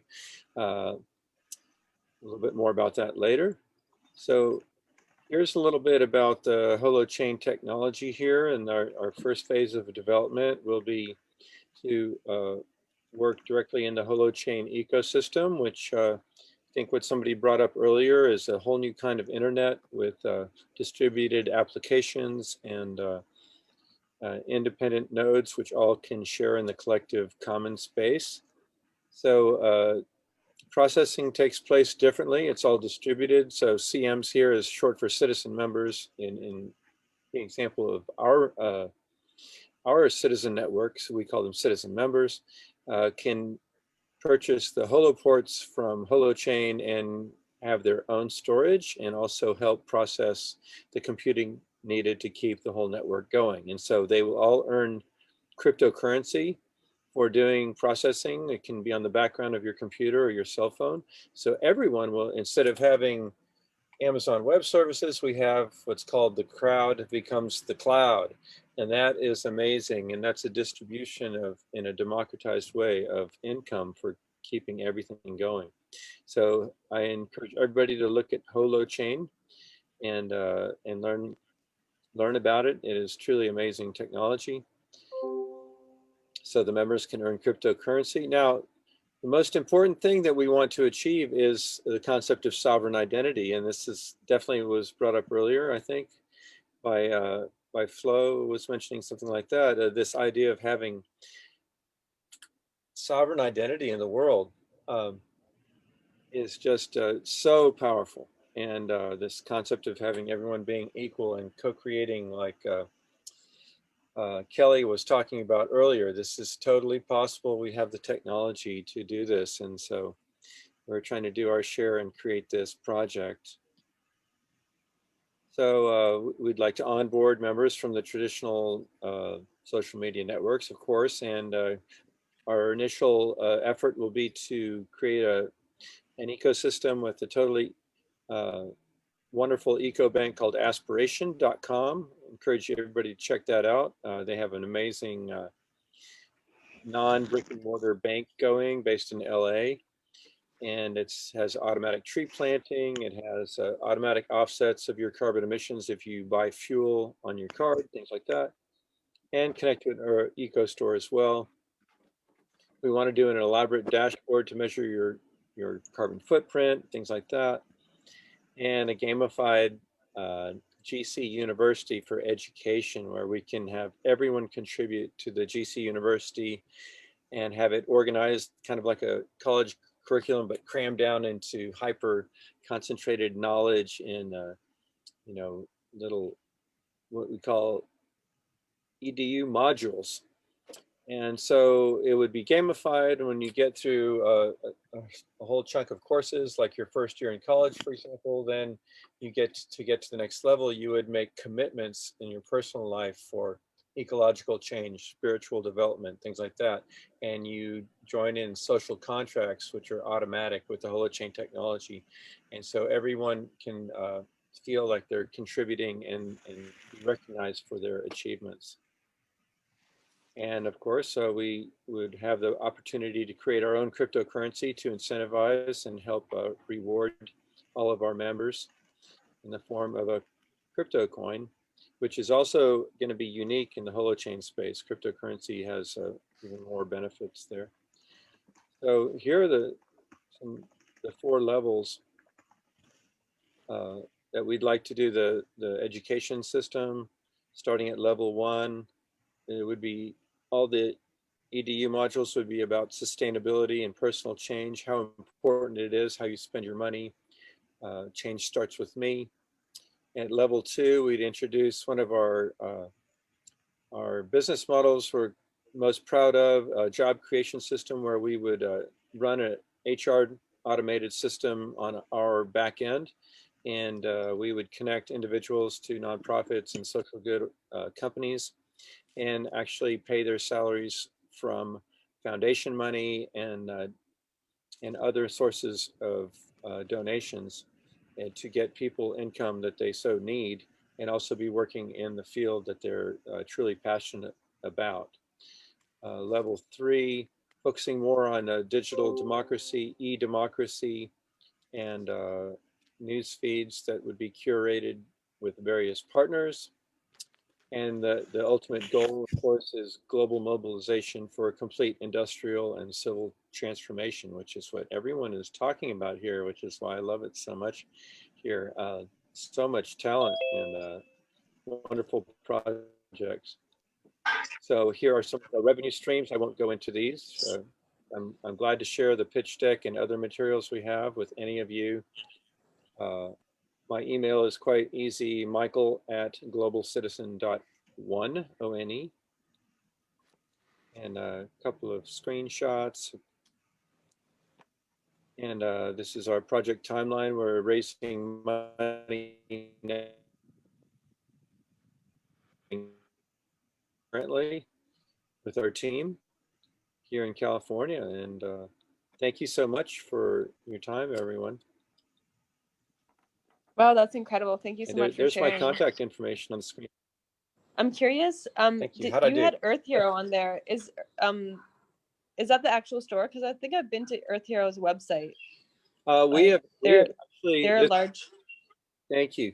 No, it's for kind of they're an aspirational partner of ours. We have not reached out to them yet. We don't have anything functioning yet, so it's a little early for us to reach out to them. But as soon as we have something developed and we have a beta or something ready to go, then we would certainly reach out to them and see. Because everything about connecting with a store like that and the Aspiration Bank is our hope is to scale. With everyone having their own individual node, which is also data storage as well, all of it encrypted and secure and private, not scanned by any centralized corporation, and very secure. That's the excitement and the value that Holochain can bring to citizen networks of any kind. Anybody wants to build a social network. There's a great project going on in New York right now called Junto, and it's JUNTO.foundation. And that's a very interesting social network being developed on Holochain as well. So, Yeah, it's similar to, have you heard of Simbi? No, how do you spell that? Simbi. I would love to just open it. I don't know. My computer died. So if anyone can like share their SIMBI. Perfect. Okay, thank you. To kind of show how it works, because it's like it's kind of like what we were doing with Karma Tribe before, where it's like services, and you can basically, they give you like 50 points to start, but you can buy a service with those 50 points, and you can buy like, you know, say a health coach or an editor or whatever it may be, and it's super cool. They have a lot of users already, so it's something to look into, partner to like with these apps, because they're already doing that, and maybe expand on what they're doing and just develop in the sense of the design and the user functionality, because it's kind of basic, but it's super amazing what they're doing, since they're already functioning and having a lot of users, but it's not developed into an app yet. It's just a platform. So it's another thing that's super, I feel like it's super valuable connection. Yeah, it's amazing how, I'm curious to know, like, how can, if someone's building something similar to you, how can we get involved? And do you have like some kind of like collaboration form, or how can we get more involved with it, with the project? Yeah, on the website, there's a form. You can fill out your information there and come to us directly. Perfect. And what are you looking for right now in terms of like collaborators and roles and help? Oh, wow. Very open to everyone collaborating. If I could take just one more minute to, I'm going to put in the chat website.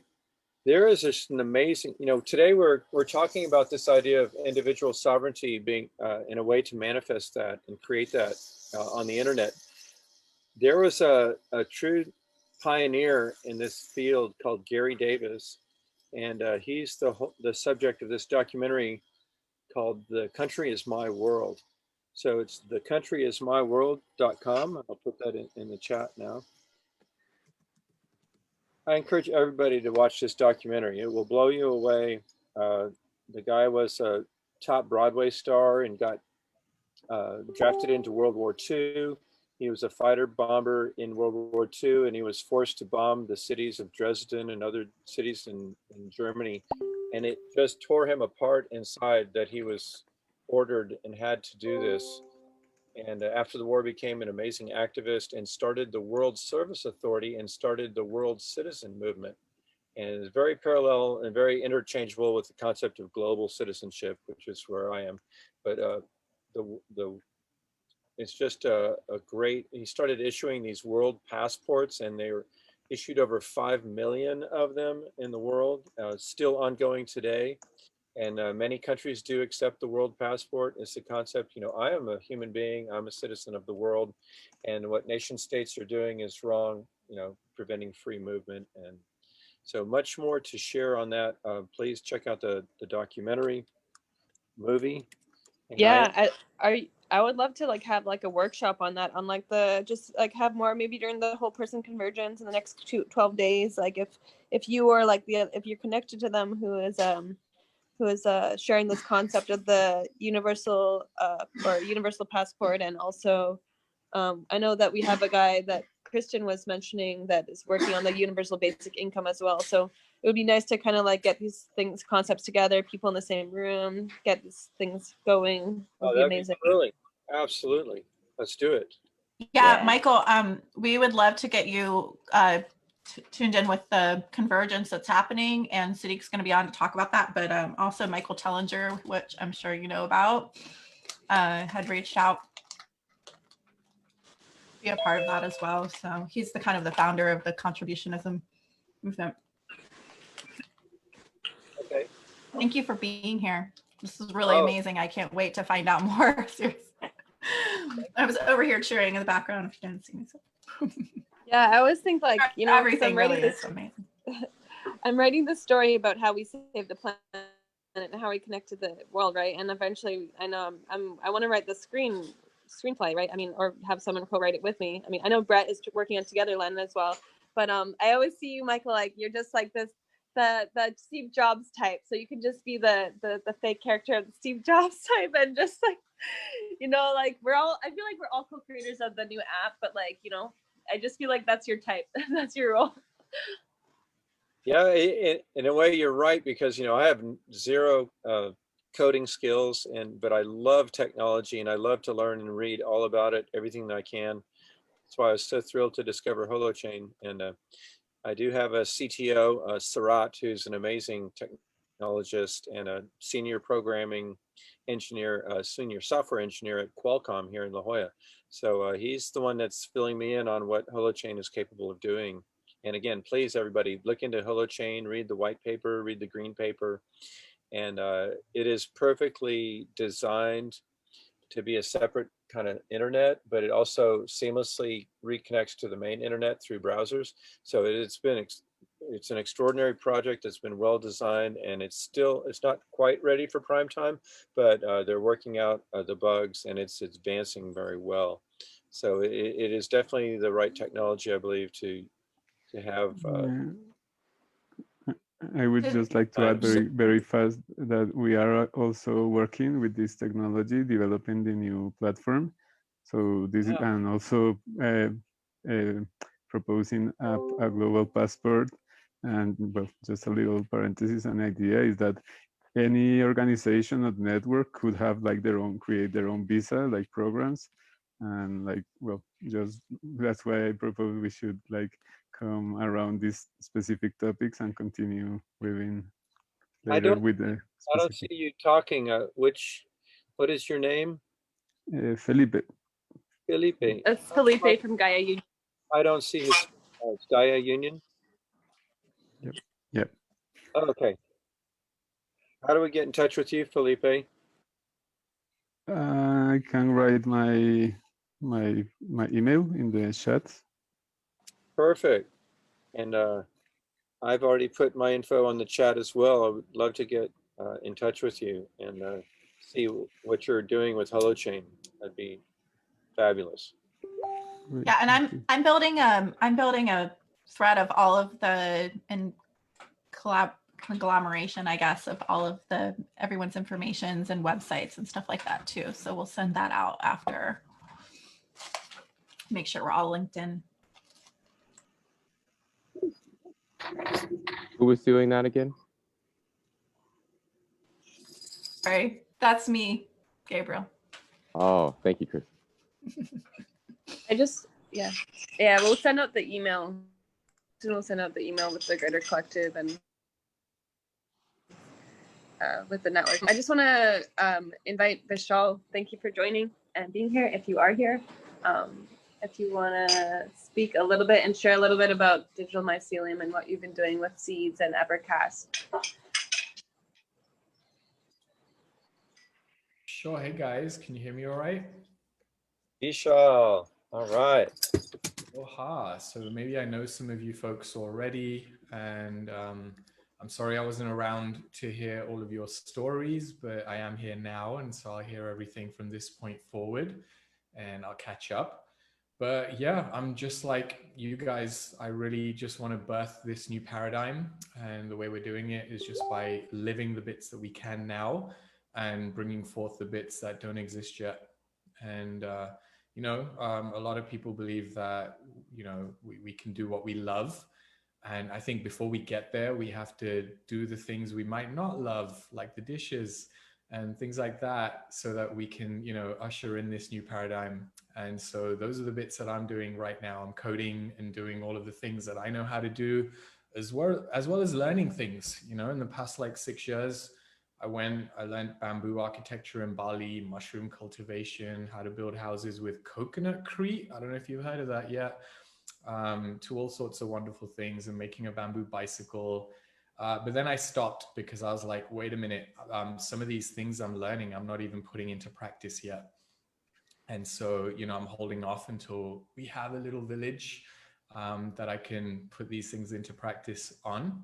And so now I'm back to Digital Mycelium, which is my agency. And what we do is we develop like wonderful technologies that are ushering the new paradigm, especially things that we need right now.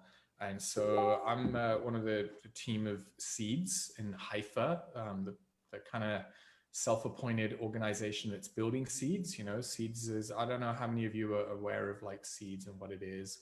But yeah, Seeds, you know, we really love what everybody else is doing in the crypto space as well. And we're just making our little impact. And Seeds, although we haven't turned on any marketing, we're going through a little bit of a rebrand. We have many people working with Seeds and Haifa as well, the parent, like the company that's been self-appointed to build Seeds. And we have a fully functioning DAO. That's how I get paid. You have to like create a role in the DAO, and then the community has to come in and vote your role in, and then you have to apply for the role. And so I applied for my role, Growth Hacker Extraordinaire, which is kind of weird because, you know, it's called Growth Hacker, but I do a lot of coding. So I got that role, and I'm so happy because it means that I can start earning Seeds, and also depending on like the kind of job you're taking on, you can even get paid in Bitcoin too. And you know, you kind of fluctuate between how many Seeds you want, how much Bitcoin, and like any decent crypto out there that's not a scammy coin, people are all nobody's allowed to cash out their Seeds until we actually launch and go live. So it's actually not possible for me to use any of my Seeds. But yeah, I'm so happy with everything that's going on over there because, you know, we're live right now, and we're building out the technologies that we really need right now, and starting off with like little villages that are ready to start using it. I've been appointed the task to get like Tulum using it. So right now we have some of the coolest spots that have already said yes, which I'm so grateful for, because, you know, it'd be really nice to start playing a new game. And, you know, I've always wanted everybody to start uniting at some point, but, you know, everyone's kind of like divided right now with different technologies, and people are waiting for things, and everyone has their own little organizations. And sometimes we're actually doing the same things individually. And, you know, I'm so excited for us to somehow come together and, you know, share our resources. And, you know, like one of the things I always tell people is only 1 out of every 10,000 apps in the app stores succeeds. What happens to those 99, like 9,900? Like, you know, a lot of these people aren't sharing their code bases. Like, we literally have to reinvent the wheel every time we do something. And, you know, I feel like the people in this group, and maybe some of the people watching, you know, we're ready to unite, and we're ready to start sharing our resources. And it's a nice little fluffy cat you have there. And so, you know, that's our goal here, to really live in a new way and start embodying what we can right now. And anything that doesn't exist, we're creating it.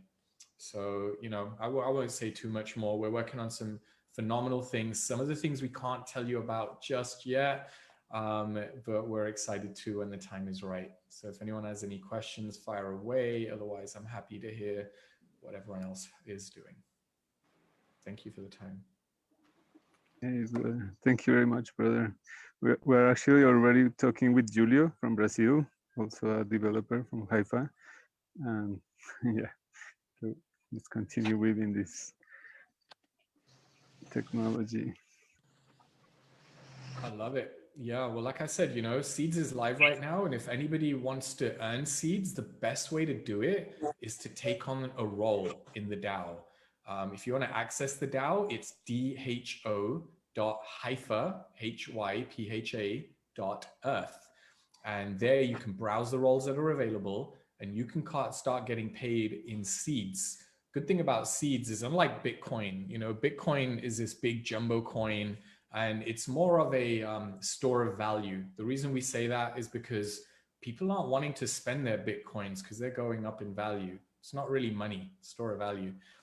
Whereas seeds right now is more of a investment opportunity / something else, because, you know, we're starting off right now, the value of seeds is 0.02 cents or dollars, $0.02. And so it's 2 cents, and it's going to keep going up. And because, you know, people, we have a limit on how many seeds people can buy, believe it or not, because we don't want whales to come in and like have a big sway in the way things work with seeds. It's decentralized, and we want power to the people. And so, you know, the best way to earn seeds right now is to take on a role and watch your pay grow. And, you know, rather than have to invest money, invest your time, you know, help an organization flourish, and it will help you flourish. And yeah, so check out dao.hypha.earth, and there are many roles there already. And this way you can start being a part of something without opening up your wallet. Awesome. Thank you for sharing. Yeah, it's really inspiring to see everything in the Haifa DAO. And if you guys, I don't know how it works exactly, Vishal, but I know that people can vouch for people and to have those roles. So I think that's kind of my dream now, is to have a job with seeds so that I can like move beyond fiat and do these things. So yeah, vote for me if I apply for these things. Yeah, I'm also curious to know, Vishal, what moving into the concept of just like having a resource sharing app, what do you think is the best way to unite people together in a unified app? And like, what do you think it's going to take for us to get there? Well, there are like so many different facets to uniting. Like, are we uniting our monetary system? Are we uniting and sharing like my bicycle? You know, when I went off to Bali for a little while, I'm mainly in Tulum, Mexico. It's where I am right now. When I went to Bali, my bamboo bicycle that I made was sitting there at my friend's place doing nothing. So was my scooter. I wish I could have shared it with somebody, but the apps to do that don't exist. And, you know, we want to bring them in, but for me, that's not the MVP, because, you know, it takes all of us to come together. Like organizations like LinkedIn, they might sound like they're digital tech companies, but if I type in right now, LinkedIn, how many employees does LinkedIn have? And the answer is 15,800 for a technology company. So like I'm trying to say here, like it requires a lot of us to come together and build phenomenal tech sometimes, depending on how it's laid out. And so, you know, as we all start coming together and people can start like owning certain bits, I'm putting together a platform called Unite. Took me 5 years to get here. My developer starts this Monday. I thought it would be here years ago, but, you know, reality hit, and I chose not to have any investors. Instead, I've been building technology for lots of other people, saving my money and fueling my own money into this, because for some reason I don't know where grants and stuff are. You know, I don't know how all that stuff works. And again, it requires all of us coming together to help each other with these things. And although a lot of people are waiting to use these technologies, there are very few that are putting in and doing the dishes to make them work, you know? So if there are any of you that want to do some of the dishes, I can assure you that it's gonna pay off big time, you know? Not necessarily just money-wise, but lifestyle-wise. Our lives are all gonna get better. I'll tell you a little sneak peek about Unite for now, because that's my angle of bringing people together. I realized it's, you know, I care about the environment hugely. Like I love the environment. The reason I fell in love with nature is by coming to Tulum, because in England, it was hard for me to love nature. All the trees were like planted, like there's very, very little of like natural life left in England, you know? You have to go out of your way to find it. Everything else has been planted and it's like, you know, yeah, we created a park, whatever. But here I discovered like nature at its finest. And when you meet real nature, your heart opens up and you actually fall in love with it. And when that happened for me, I was like, look, I'm going to do whatever it takes to preserve these kind of plots on the planet. And but one thing I realized is as I would go to all these environmental places and meetups and whatever, it was the same people. It's like a huge echo chamber. The same people turn up. There's very few newer people turning up, and the message very rarely dribbles out to the greater crowd. And so understanding this, I'm not creating Unite to be a platform just for environmentalists. It's going to be for everyone.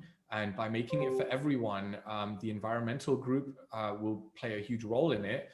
And so originally it's going to be just to bring us together, depending on what we're doing, because I'm not in a relationship. And as a result, I don't always have somebody to do things with, you know? So when I want to grab a bite to eat, can you imagine? Like I have so many friends here, but when I want to grab a bite to eat, I don't know who the hell to go and eat with. I don't necessarily want to just go to a cafe and just pick a conversation with anyone, because the truth is most people aren't going our way on the highway. And if we talk to them, our projects won't flourish.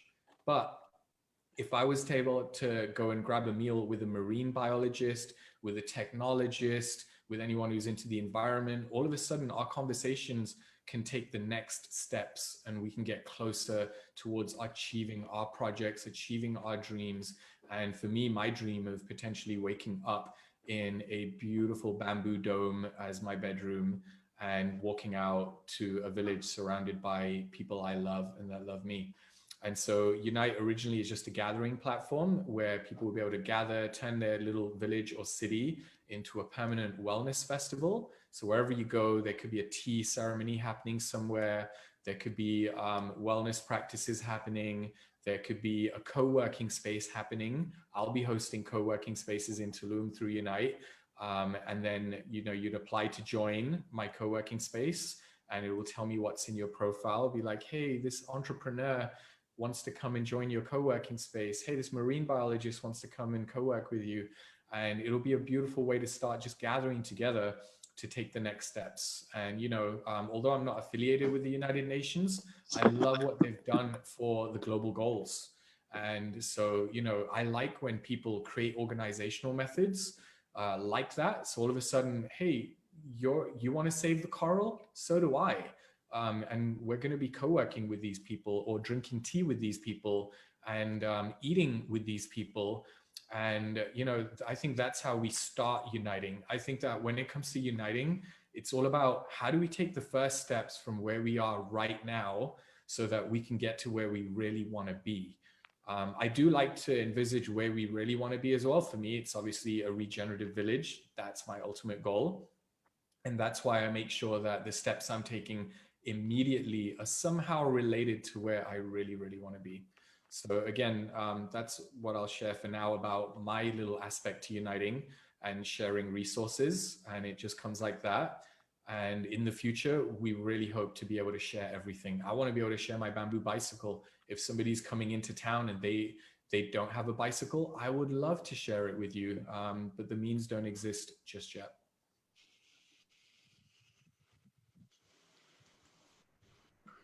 So amazing. That's really amazing. Thank you so much. So excited about all these projects and I can't wait. I've been hearing so much about seeds. Sorry, this is Kristen. I've been hearing so much about seeds and have been looking into it, and it's kind of a new subject, you know, to learn, and there's a lot. So we've been talking about doing another talk called Moving Beyond Fiat, and we would love for you to be a part of that and share more about that network. Of course, yeah, that would be brilliant. And maybe we bring on Reiki, who's he's like the unofficial founder of Seeds, because it's decentralized. There is no founder. We're all the founders. But he's the mastermind. He like kind of helped it come to fruition. And yeah, we'd be so delighted to share. But the truth is, like I said, Seeds is real. It's decentralized. It's ready right now. And it's up to us to come together to utilize it. It's already doing the things that Ethereum and people are walking towards. It's already proof of stake. So there's no mining. It's already instant. So if I send you money, you'd get it straight away. And the best part of all, 0 fees. If you want money, it just comes through. It's like, it's so freaking cool. Anyway, that's all I say for now. Thank you. Amazing. Thank you so much for sharing. Yeah, I think that, I don't know, I just imagine like evolving this game and this app with Seeds, because their app is so beautiful already, and they're already like so far beyond anything that I've seen. So I'm planting the seed to unify all these other apps that are like building the unification apps, connecting the resources and the people to the projects with Seeds. That would be beautiful. Just want to welcome Elizabeth, and also Tess from Gaia Warriors, and Tinu, Gabriel. So if any of you want to share a little bit about what you're working on, it would be amazing to have you speak.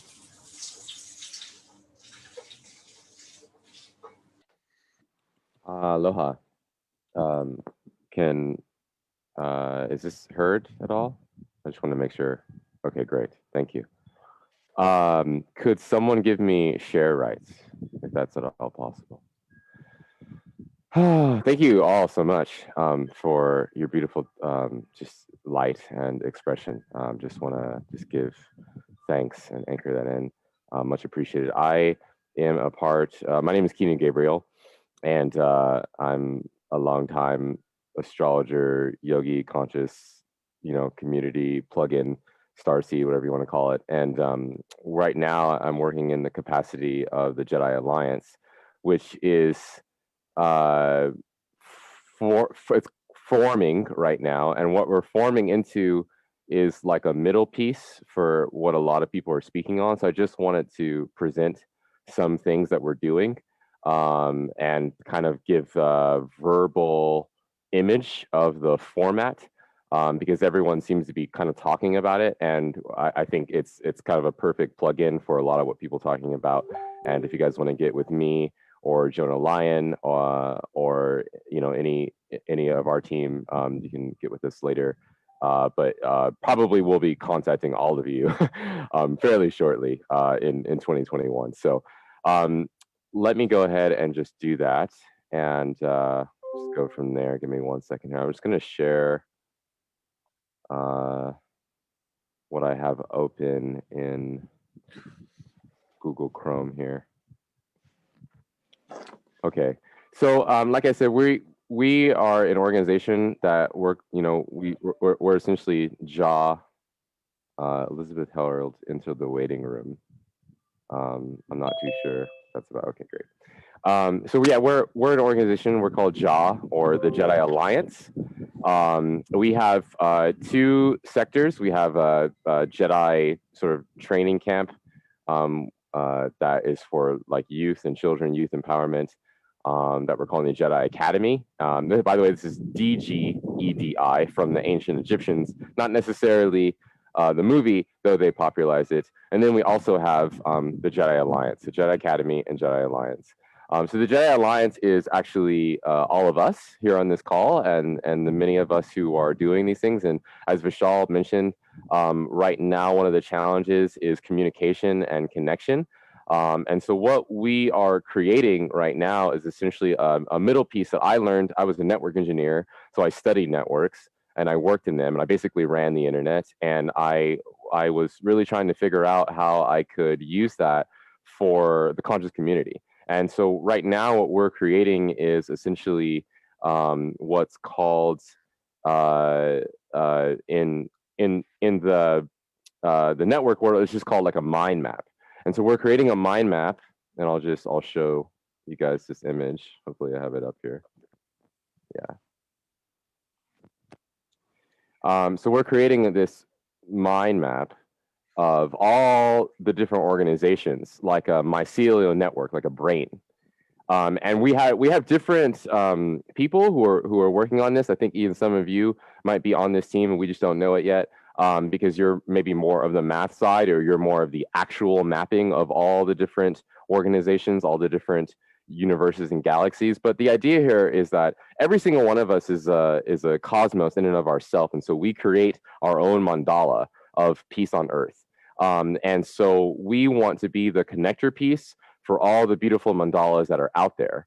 And so our question and our solution is, well, how is that going to happen? How are we actually going to be a support network, and what are we going to be supporting? So the idea here, let me see if I can go find it.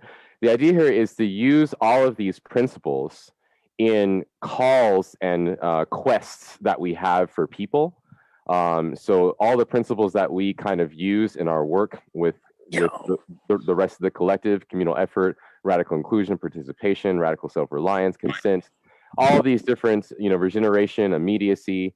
These are like the principles that sort of make up what we are considering a Jedi are. And we have all sort of embodied these, and we all have various levels of having these in our system, but these are the principles that sort of the Jedi abide by, and these are what we use in our work. So the idea here is to use these principles and get this network to collaborate with this wheel, is what we call the wheel of co-creation. And so each one of these is a quest. Spirituality is a quest, arts is a quest, environment is a quest, government is a quest, and we're collaborating with all the different organizations. Right now we're on Maui, and so this is like a grassroots, right? So we're working with Maui sovereignty, food sovereignty, First Nation reconciliation, and healing all the pain and trauma that the indigenous people have come by and still have in their program about haoles and light-skinned people and so forth. And so, and that would be, for instance, like in health, we have things, we have education, we have spirituality, we have relations, we have media, all just in Maui itself. But this is what we're kind of offering the people, is essentially getting people together with a quest like relations, or we'll say science, and then everyone who is either somewhat related or could be related in that particular quest would be on a mission, and the call is a mission. So for instance, this call would be a mission, and the mission would be something like, let's fully integrate 0-point energy into people's homes. How are we going to do that? And everyone will be on the call. It might be some of you, it might be people who aren't on this particular call, but it would be everyone who is a strong pillar in how we could do that. So there would be the media who is related to that, and maybe the government's related to that. And we're using a method called STEEP, which is working with all of these pillars, and we work on the smallest pillar first. It's like dominoes. Imagine 5 dominoes, and the largest one is at the very end, and the smallest one that we have to work with, the most power that we have, is the one that we work with, and we just align them. So maybe the biggest one that we have is social cultural, because we all like to be together. So then we work with technology, and then we work with the economy, we work with the ecology, then we work with the political. Right. And so we use this model to then make the biggest impact that we can. And all of the quests and the missions are based on the wheel of co-creation and what exactly we can do. So that's just a little bit about what we're doing. And we're like I said, there's, I think, like Vishal was talking, and then we also had the Ecologia, and that network, and we're all kind of trying to figure it out. But what our piece in the Jedi Alliance is really getting a grounded sort of mission control and like project management aspect for all of us, so that we can have all the proper agreements. We can use all of these principles in the calls that we have: participation, each one teach one, radical self-reliance, and really hone in and dial in on what we're exchanging, almost like a support network. So just wanted to give that to you, and that's my share.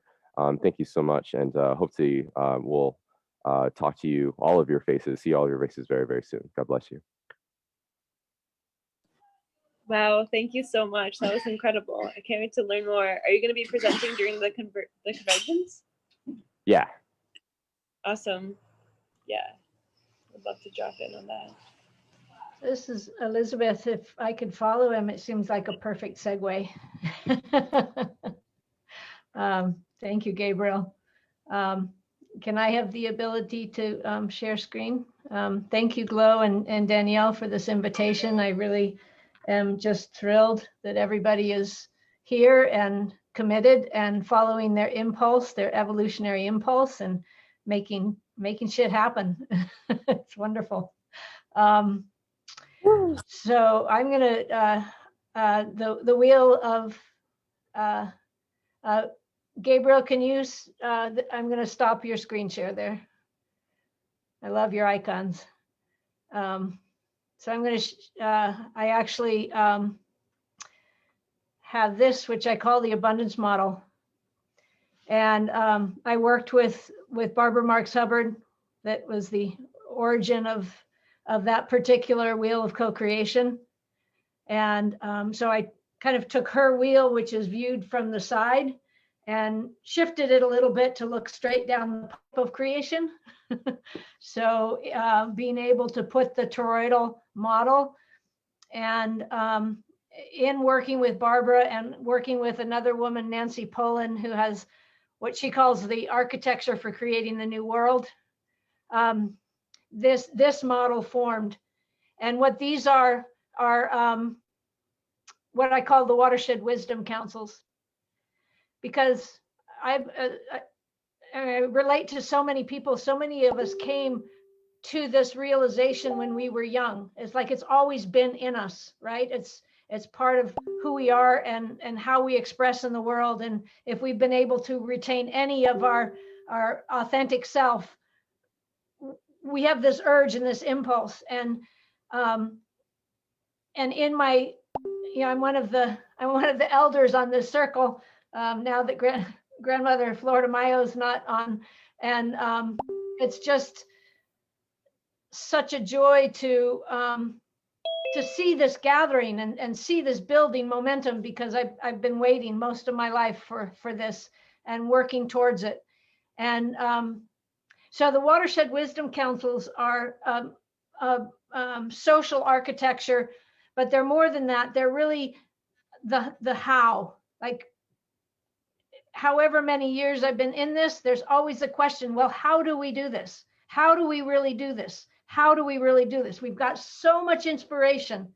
How do we actually tangibly put it into play in our watersheds so that we are in fact creating a world that works for all, that's resilient and regenerative and can handle anything that comes at us, because we're together in true unity. And I think we've all found, even in the highest level of consciousness of this transformational world that we rotate within, there's still the delusion of separation. We're still struggling with really practicing how to truly be together. And that's what's so encouraging about this call, is that I really feel that there's an understanding that that's really our evolutionary step. This is what we have to do as a species.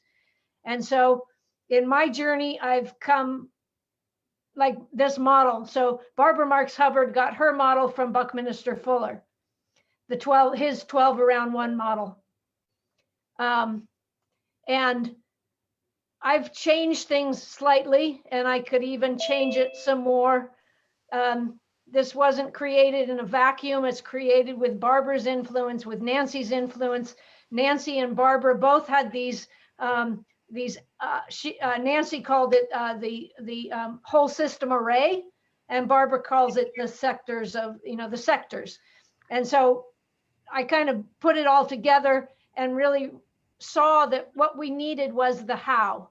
And the how is Watershed Wisdom Councils, because what we need to do as a species is draw down our bad behavior, but that only gets us so far. we have to also draw up our wisdom from the entire watershed, reconnected with life. And in order to do that, we have to have some kind of model, some kind of collective intelligence functioning model that can help us get there. And it really does have to be local. It's in our own watersheds. It can also be virtual, but primarily local. And they have to be small groups that are locally coherent and globally, locally autonomous and globally coherent. So they're networked across the system. The system, back in 2012, I had the vision of what I called the Water Awake Network. And it's exactly what is being formed now. I didn't, have the technical skills myself to make it happen. And I didn't have the money to hire somebody to make it happen. But I had, the vision came as part of this, that this is the Water Awake Network. And, you know, I've had this conversation with Nancy quite a bit and with other people, is that we hear about the new world. We talk about the new earth. It's like this idea that it's new, but really, for me, like, we can create something new, but if we don't come back down to that deeper base level of our interconnectivity with life itself, which here on Earth happens to be water, that's our covalent bond, and that's the true world. So really what I see us doing is creating a true world. Right? We're living into the trueness of our core understanding of who we are as water expressing itself as life. And there's magic in water, magic that we haven't even begun to tap into, in terms of water being the medium. Water is the medium of life. I believe in my own mind that in my own thinking is that water is in fact the medium by which our telepathy travels. Maybe it's the telepathy itself, showing that water holds memory. So if water holds memory and 99% of the number of molecules in our body are water, what if in fact our memory, our consciousness is held in our water? Kind of makes sense to me. And so I feel that with this delusion of separation that has infected all human life, except maybe the MoMAs in Colombia, right? It's like there's a few indigenous groups that still really remember that heart of being truly connected in the web of life with all of life. I love Glow. She's always saying, imagine, right? Kids, they always ask why. I always asked, what if? I was the what if kid, my dad called me. So what if we could align everything we do in our world as we live and as we come together with our essential source water? We are aligned with life itself. And so that's what really the Watershed Wisdom Councils are. And I want to offer that. And currently, this has been a concept in my head for many years, and I think it's a concept that's arising in the indigenous world with the codes for the healthy earth. They're talking about the council concept. Everybody's talking about getting councils that will unite indigenous elders with youth. You know, the council is something that's, I think, really rising, because the council draws in the commons. And the root word of commons is the oldest written word ever. The root word of commons, and you think of it, communication, community, commons, and it was the destruction of the commons that started us down this road of separation. And that was in England in the 11th century, and it's infected the planet ever since. And so really returning to the commons and coming back to the council of the commons. And, you know, it's hard to get 10 people to pick a movie, right? If you have 10 people that want to go to a movie, how do you decide which movie you want to go to? So they need to be small councils that are networked so that you can really be efficient. And basically these councils start forming our governance. They start forming our system of governance just by us being present and committed to the life in our watershed as ourselves, as an integral aspect of that. And so basically the way I see it is that we organize from ridge to reef, you know, from the watershed. I live in the Sacramento River Basin. I used to live up in the High Sierra. So there's a group of 6 to 13 people that form a council in Norden, Lake Norden, the headwaters of the South Yuba River, and it keeps aggregating. Now I live on Squirrel Creek, which is still in that watershed, but it's a whole different world. Agriculture, a legacy fertilizer, cow manure. These are our problems. We're just 10 miles upstream. It's mercury, legacy mercury from the gold mining, right? So every watershed has its unique needs and pain points and things that need to be fixed. And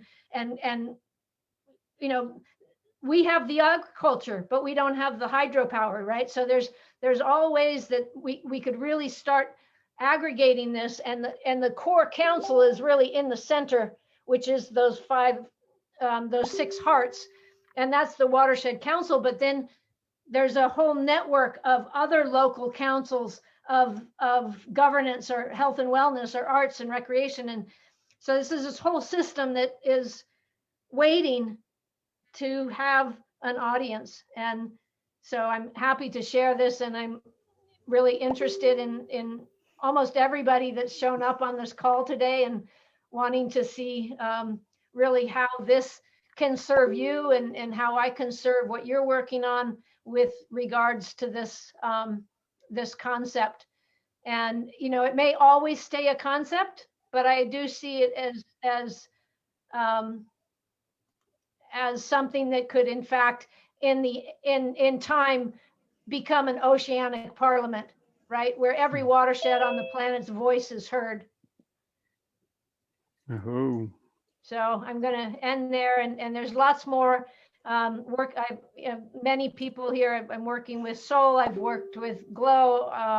I'm working in Guinea, West Africa, as actually the proof of concept. I've talked to people in Costa Rica in terms of starting their community as a proof of concept for these as well, because right now we need the proof of concept to really show that it's working, and to work out any bugs and to discover how it really works in practicality.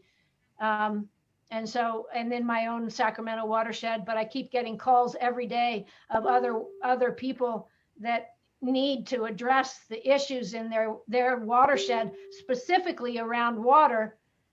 And if we can be in right relationship with our water, then we're in right relationship with life, and water will do what water does, which is rejuvenate, regenerate, revitalize. That's what water does. So thank you all for listening. I really appreciate this opportunity to share with you all.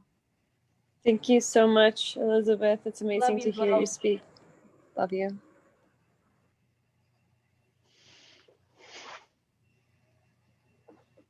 Hi, everyone. This is Tess from the Gaia Warriors Project. I'll just share a little bit about it. So this is something that I'll be launching next year. I've got tons of footage, which I'm currently editing. It's basically a media platform showcasing all the amazing projects that are happening around the world. I think currently with our current media, it's very fear-based, it's very negative, and the more people that watch that, they're sort of perpetuating that existence, that world. So I want to show the good stuff that's happening around the world, you know, all the things that are happening behind the scenes, all these amazing projects that, you know, are existing, but no one knows about them. So this is what this is all about. You know, I think there's a lot of people out there that want to contribute their time, their money, but they don't know where to go. They're sort of overwhelmed with the problems. So this is more of a solution-based media, showing all the solutions around the world, and people can resonate with what they resonate with, and they can contribute financially, contribute their time. I think through media and video is like so what else is talking through media and video, I think that's the best way to reach people, because you can use sound, you can use images, it's really emotion evoking, and I think that's the best way to showcase these projects is through video, and so that's what I'm going to be doing. And then I'll be doing a little tour around North America, where I'll be visiting the different communities, different nonprofits, charities, doing volunteer work with all of them, and filming myself doing that, doing sacred site activations, water blessings with all the different watersheds around, and then basically putting a tour out on live, and anyone else that wants to join that's in the area is welcome to, doing permaculture projects and just showing people all the different amazing projects that are around there, and allowing people to get involved that way. And then so Glow is going to be showing the stuff in Costa Rica. I have a friend in Guatemala that'll be showing all the projects around there. I have a friend in London, and just connecting all these dots, connecting all these people through media, through video, and seeing a way that we can, synergize and synchronize and collaborate.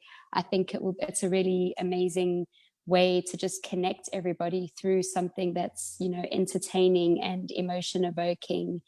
And so, yeah, I'll be launching that in the new year, and I would love to interview all of you about your projects and showcase this on this platform. I think what you're all doing is super amazing. I'm so honored to be on this call with you all and to witness you all doing work you're doing. It's really powerful and beautiful, and I'm so grateful. Thank you so much.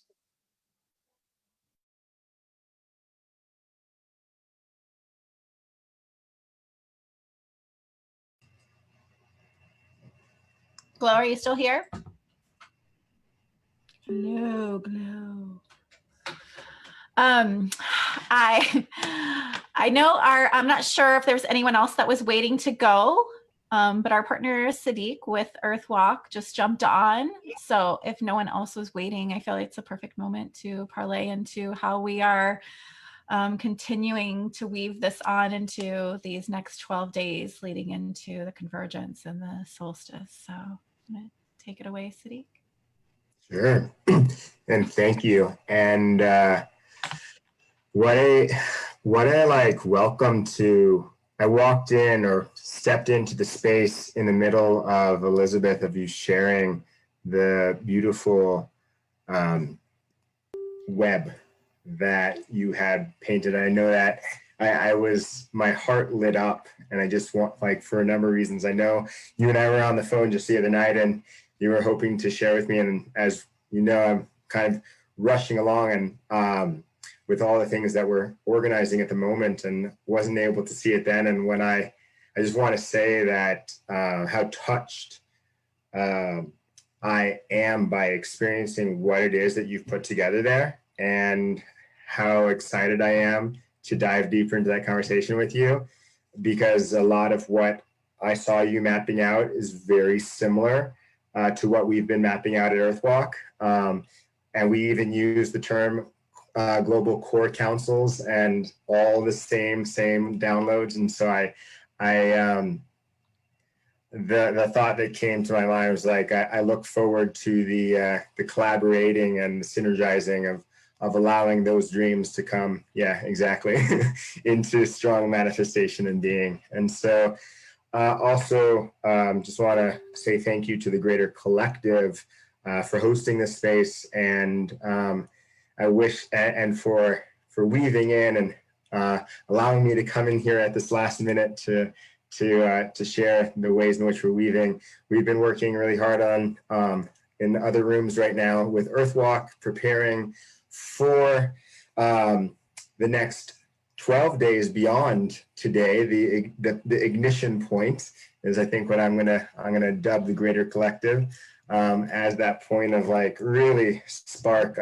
For those of you who are here like with this team, I just want to say like how amazing the group that is the Greater Collective that I've had the chance to experience like is.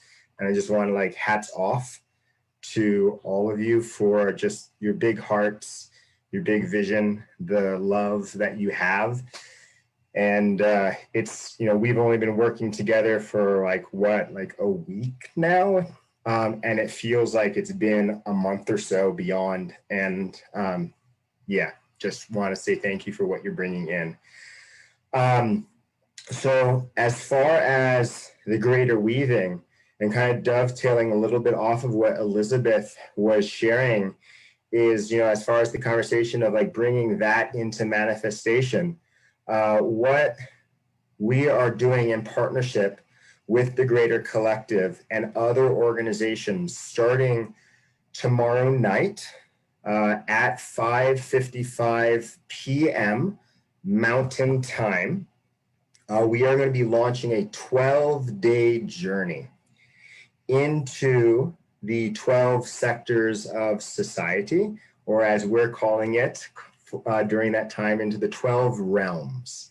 And we are painting a whole like hero and heroine's journey that is invoking our spirits, our souls, and just our destinies into the collective game of creating a global culture of peace.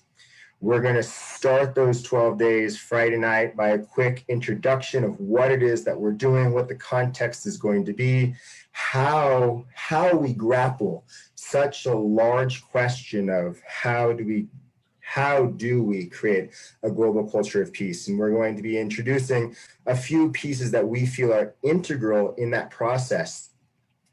And then we will, after that introduction, start the 12 days by having a council of 12 stewards.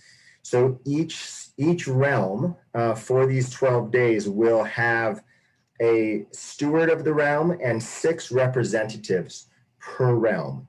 And so we're going to start with a round table with Scott Katamas and Trish Wright's show, which is called Straight Talk, where all 12 luminaries from around the world who each are leaders within each of these 12 sectors of society are going to be coming together. And we're going to have a roundtable discussion sort of as a pre-journey into the realm. So if you're on that archetypical journey of how do we get from where we are as a world to where we're wanting to go as to that cooperative place of peace, if you will, as a species, we're going to have that pre-interview before the reality show Towards Peace. And then moving from there, Saturday morning, we're going to be painting the picture of wholeness. So for that entire day, we're going to go through each of the 12 realms with 36 of the different representatives and stewards from those realms, and asking the general question of like, what does wholeness look like in each of those realms? From then, we're going to journey into 6 days worth of going into each of the realms more intimately, 2 realms per day, and having some powerful discussions, deep community dialogue and conversation, followed by some powerful ceremony. And that's sort of like what the structure is going to look like from Sunday all the way to this next Friday. After that, on Saturday the 19th, we're going to have 6 roundtable discussions where each roundtable is going to consist of 1 representative from every single realm, plus 2 stewards from one of the realms. So 2 stewards will be stewarding a roundtable conversation, 6 throughout the day, 90 minutes. We're going to have a powerful, powerful day of basically what we're calling societal constellation work. Some of you have heard of family constellation. We're going to have all the parts of society talking to each other to help reconfigure our future.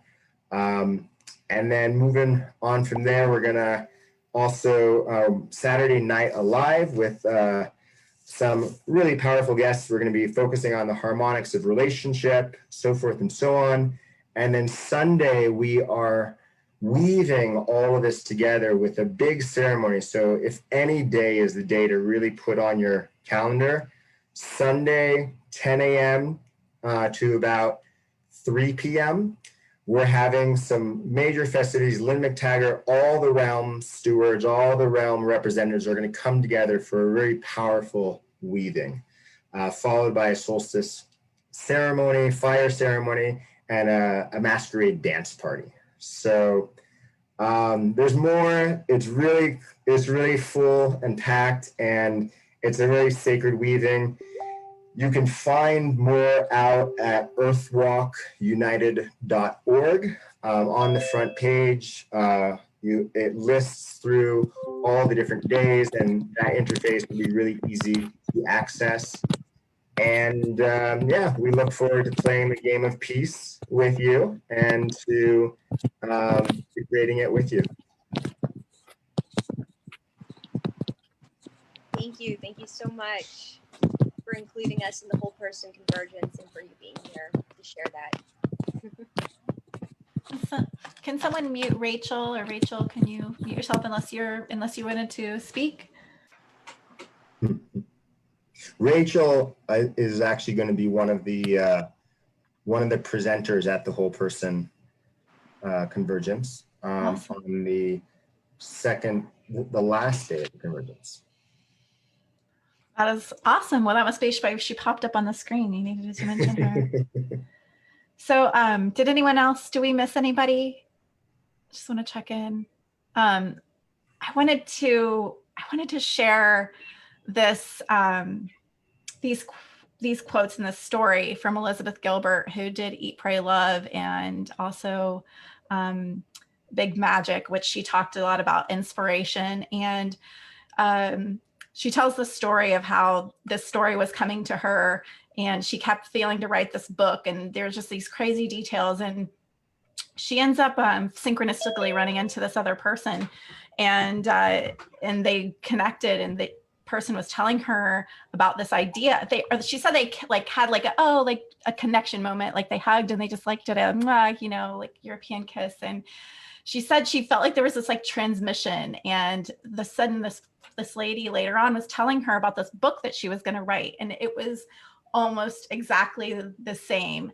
And she said that she believes that inspiration, and we all know this here, but this is more for the people outside of our call, but reminding us that if it's speaking through all of us, source is speaking through all of us, and so it's really just this call to remember that we're all downloading the same things for a reason, and we are here with purpose. And she says, create whatever causes a revolution in your heart. The rest will take care of itself. And I truly believe that that's really what we are doing here today. It was a call to action through our hearts, and we got connected with Sadiq, who truly what his organization is doing with this convergence is the same. And we are just feel so blessed to have been brought together and allowing inspiration to live through us. And, Vishal and everybody here had so many amazing platforms and things to say about us coming together to co-create this vision and overlapping our energies into these spaces on these same apps. And I hope everybody on our call is still here, and but they're hearing this blasted out to the universe, and this really was, I believe, the anchor totally for these people in this space today to come together, and we get to start weaving those worlds. It has been a call to unite. And I just wanted to read one more quote to her before we kind of anchor in our vision. But she said, "Your life is short and rare and amazing and miraculous. And you want to do really interesting things and make really interesting things while you're still here." And it's just, she said, what you love doing is do what you love doing so much that failure and success eventually become irrelevant. And we've really been, learning that this week of just how to let go of our egos and unite and weave these worlds that we feel called to and inspired to live through us. So again, thank you, Kinu, Gabriel, and Sadiq for weaving your worlds with us. And we would just want to kind of conclude in uniting these worlds into a vision. And part of the greater collective is an intentional meditation network that Danielle and I have been, the same inspiration was living through both of us. And Glow connected us and it just came alive. And I just feel so blessed to just to be here in this magic. So we've been calling that co-creating the new earth, which is really what we came here to do today.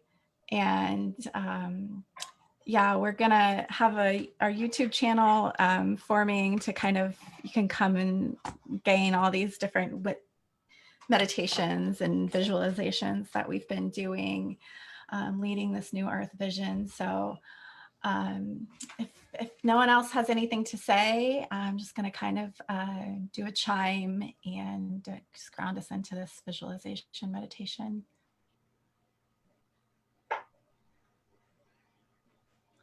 Again, thank you all for being here. It's just I feel so blessed, truly, today.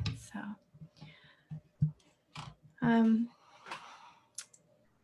just close our eyes.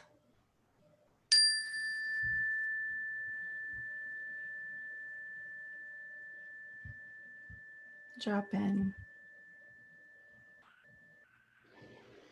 clearing our space, clearing our minds, clearing our hearts. Breathing in this space together. Breathing this new vision into the earth, this vision that's always lived here in this never-ending now moment. Allow it to create a sacred space within. We are blessed for being here and letting it live through us. Just breathe that down to your central channel into the earth. Breathing that earth energy back up.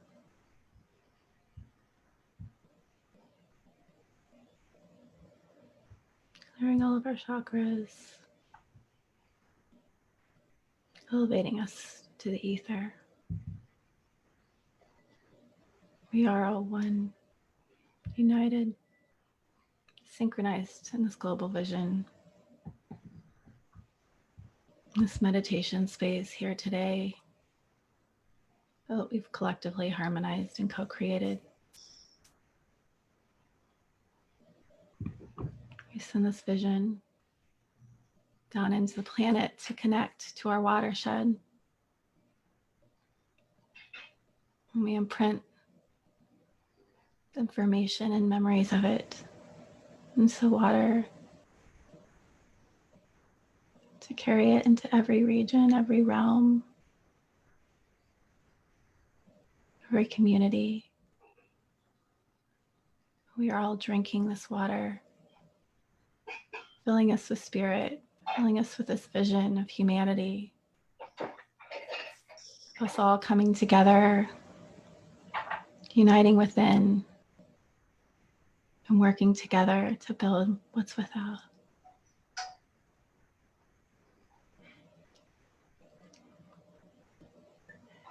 We create these amazing communities, come together and thrive, love, laugh, and co-create every day. No one is without food or water. We're all living in abundance, having all of our needs met, living synchronistically and allowing the support to come to us. so blessed in every connection that's made, every heart that's met. And this vision that comes to us through the water begins to live through us, through dance and song, vibration into pure spirit. Connecting all of us with infinite wisdom and love.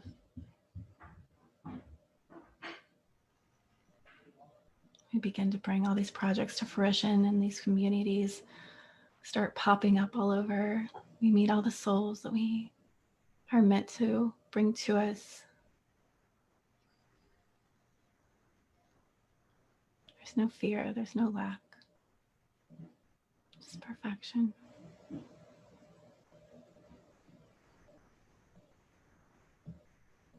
And Danny, I know that you always have like the most amazing things coming through, so feel free now to lead us through what you see. I know you always talk about how such amazing things are coming, and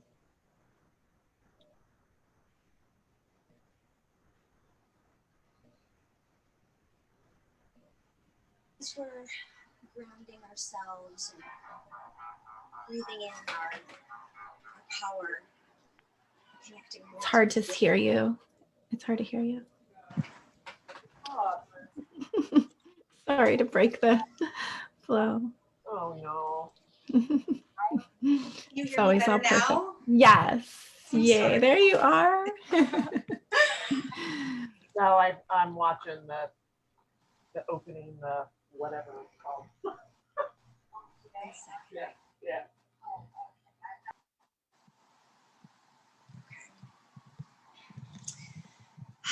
So close your eyes again and plant your feet on the floor. Feel He's the so quiet. energy. Yeah. I'm gonna do it like this.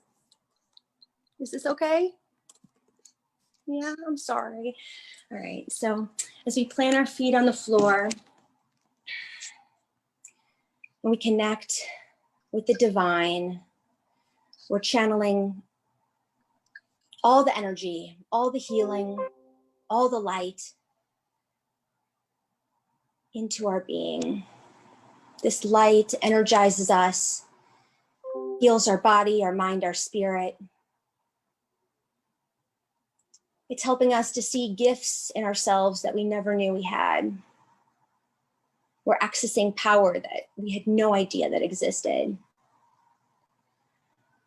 We are creating a world in this moment where the birds return and the bees return to the planet and the fish are repopulated. And the coral reef is regrowing and our oceans are clean and pure. Our watersheds are clean and pure. Our lakes, our rivers, our streams and drinking water is pure, pure light, pure love. And every single person on this planet has clean water to drink, nutritious food to eat, housing where they feel comfortable and at home and safe. And we are living in thriving communities where we are deeply connected, where we are unified, where we all have abundance of financial means, abundance of love, unconditional love for ourselves, connectedness, adventure, fun, laughter, joy, where every person on this planet has the ability to live their passion, live their dreams, where we help each other up when we need it, where we are always uplifted. No person is ever lonely. We must feel so thankful that we'll live in a world without depression and devastating forest fires and global warming and pollution. Our planet has regenerated. We have thriving communities that connect us and tie us together in ways we had no idea that was possible.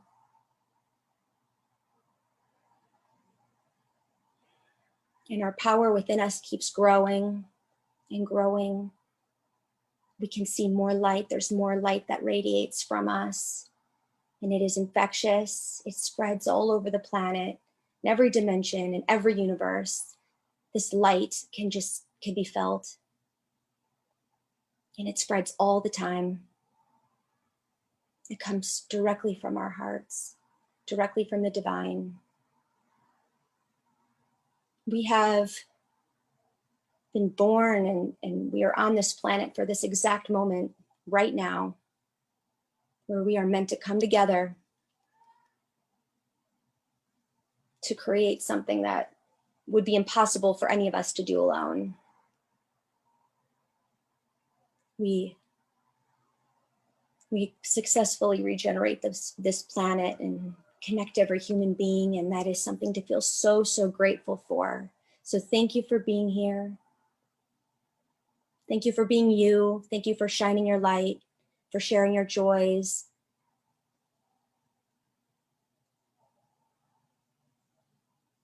You are powerful, beautiful, whole, worthy, loved, deeply loved.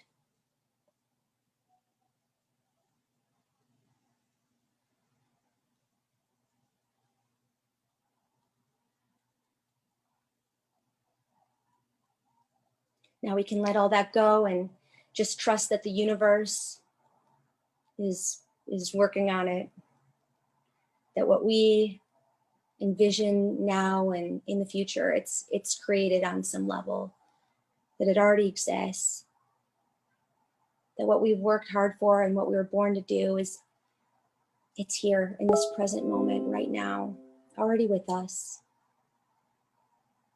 So thank you.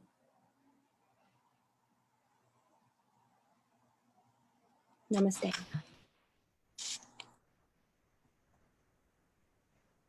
Thank you, Danny. Thank you all for being here. Yes. Thank you so much for all of you amazing beings, for being in the space together, for showing up, and for giving me inspiration and hope to create a new world. And just for existing. Thank you.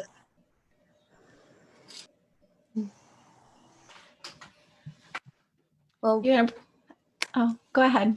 Oh no, I was going to mention that we were hoping to do these monthly. So, but I think, yeah, and we will send out the email with all of the contacts. I know Felipe was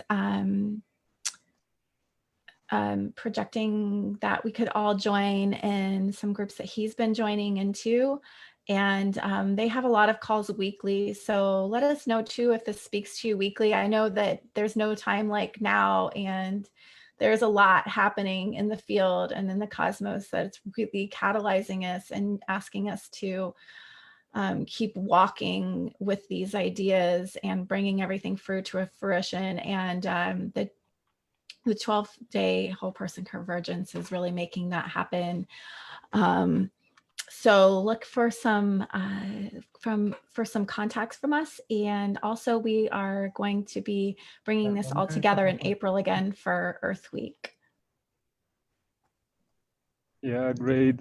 I left the link on the chat for a WhatsApp group if you can join there, and we also have a Telegram group, but that would be also amazing if we can meet all there. We already have a lot of us there in that group. Yeah, can you just tell us what the name of it is again, Felipe, so we can just search it on WhatsApp? You can search it. It's called Creating the New Earth. Perfect. And also in Telegram as well, the same name, Creating the New Earth. Yeah. Awesome. Thank you, everyone. Such a brilliant experience. Feel so blessed to be here. And we will see you again. Join us tomorrow with Earth Walk and Scott Katamas at 555 Mountain. Jump in just for a minute and say that 7 days of rest, which is coming from the Codes for a Healthy Earth. If you don't know of it, you can. It's just codes.earth. 7 days of rest is for us to go internal and start the year from inside. And I'm hosting 12 hours of water healing on the conversation, and so I can put that in there. Elizabeth, too, can you mention, I know you guys have that Zoom room. That's like we met you in the other day. That's just, you guys they've started this Zoom link to just, people can pop in and just keep the collaboration going. Actually, is it 24/7? Is that what I understood? That's the ultimate goal. We need room stewards to do that, but it's basically theconversation.cc. Yes. Please type that in, and we're going to write that down as well to get that out to everyone. It's called The Conversation. Yep. And so I usually hold Water Wednesdays. And then on a couple days a week, Monday through Thursday, we've been holding the SOS Amazonia, where we're really trying to build the container to hold a global a coordinated effort for the indigenous of the Amazon, and just finding who's doing what, and let's get it all out there, and let's really, because we have to retain what remains of our rainforest all over the planet, not just the Amazon. So yes, oh my gosh, Callie's call to action. I just thought, I felt the same way as everyone else, where I was like, I think it was Jonah that voiced that, man, I just saw like everybody would like fly down there and just, create this massive like linking of people that just could block anything else from happening. That is our first imperative. This is rainforest all over the planet. So once we build this network, right, we can take SOSs anywhere. I'm working with Callie. She mentioned Guinea, West Africa. So I connected her to my my group there. And now it's our group because the Guinea forest is a rainforest that's getting raped and pillaged as well. And so really, this is the imperative of our species, of our time, and it's happening faster than we can imagine. And the call for action is coming from the indigenous people themselves. And they know what they hold in the Amazon as being the heart of the water cycle of the planet. And there's a function that happens in any ecosystem, regardless of what ecosystem, but it's even more detrimental in rainforest, where at 20 to 25% degradation, it gets into a cascading systems collapse where it can no longer hold itself as a rainforest, and it starts desertification basically. And right now, with the acceleration under the cover of COVID, there exponential escalation of the rainforest destruction and of the guardians of the forest, and we're at 20%. And that's just, we have to come together, and this is our task, right? No better way to get shit done than to give ourselves a task. And so, that's really how we can really pull together this unity, is to give ourselves something to start with. And if people go to the conversation.cc, they can get a hold of the Zoom link where you guys are holding. Yeah, it's right on the web page. That's the Zoom link. You can just pop in, and the structure of it is that there's a campfire, and then there's as many breakout rooms as we need. So you can set on a schedule, like 9 o'clock to 10 o'clock Pacific time is the SOS Amazonia, and then we do other related things the next hour. And Water Wednesdays is really my focus day for water. And anybody that wants to come in and talk water, I'll be there as long as people are still interested in talking. Yeah, and you also too, I think you on Thursdays, which is today, you guys are having these talks, right? Where you want everyone to come in and start networking and doing these talks. So I think we could carry these conversations over there. And just, everyone can pitch in and holding that space open so that we can just really just get things moving. We jump in with our inspiration and allow synchronicity to happen and not be slowed down by our beautiful Kristen. And everybody can come in and be a room steward, but we do sort of need campfire hosts that will help with the organization of the conversation itself, in terms of scheduling, in terms of sitting there and letting people in and putting them into breakout rooms and all that. So, yeah. Awesome. So I'll leave the chat open for you. I know someone's calling out to you specifically that wants you to get in touch with them. And I will be in touch too. I know we connected during the World Unity Week through the Earth Initiative. And great memory. Thank you for that. Yes. Yeah. So yeah. And everybody save the chat. Yes, and yeah, and we are collecting a lot of the emails too, so hopefully I didn't miss anyone, but we'll do that as well. So thank you again, Canoe Gabriel, for streaming this for us. Elizabeth, it is on, I know the link was at the top, but it's on the Earthwalk Facebook page, and we've been streaming it out to other places. So if you want to add your Zoom link in over there, or feel wherever you safely feel to put it. Thank you again. Thank you, everybody. Thank you for being here. Thank you. Yeah, and our website, if you guys want to get connected in with us, we are the Greater Collective. It's greatercollective.org, and our email is connect@greatercollective.org. And you'll make this recording available? Yeah, and I think it should live on Facebook, so we can share it out in our networks, I believe, still following this as well. So okay, great. Yeah, we'll have multiple outlets, so you can get it post-recording. Oh, do you want to just mention what those are quickly, or?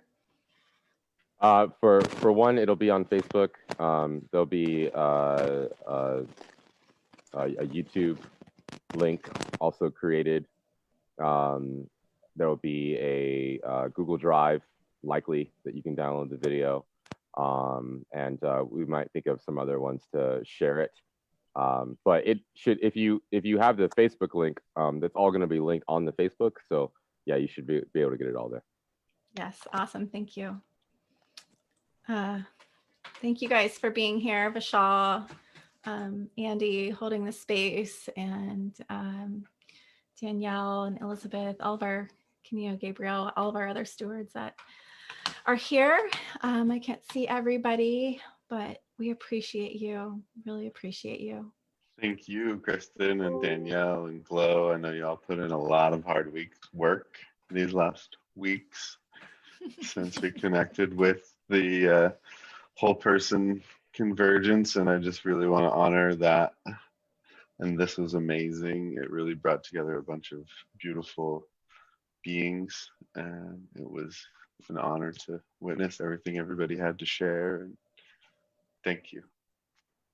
Yeah, so grateful for the continued blessings, grateful for the convergence, grateful for the co-creation, grateful to have clean air, water, food, knowable resources, clean thoughts, clean emotions, and just love and bliss pervasive. God bless us all. Oh.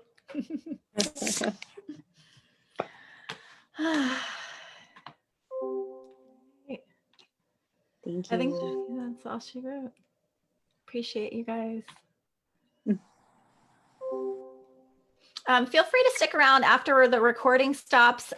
We can hang out here and if you guys were feeling called to the convergence, we would love to have you weave your stories in through that and hold space as a realm representative there, talking about your organization and about each. We have the 7 different realms that of society, and we're creating the conversations about how those change in this new earth, and all of you just have such amazing things to say, so we can do that here.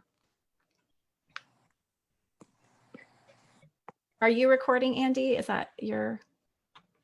No. I'll stop it. It's Stop the me. recording. Okay. All right. Thanks, everyone. Oh, sorry. Last time. End on something big. Thank you guys for sticking around. I am so happy to see all your faces.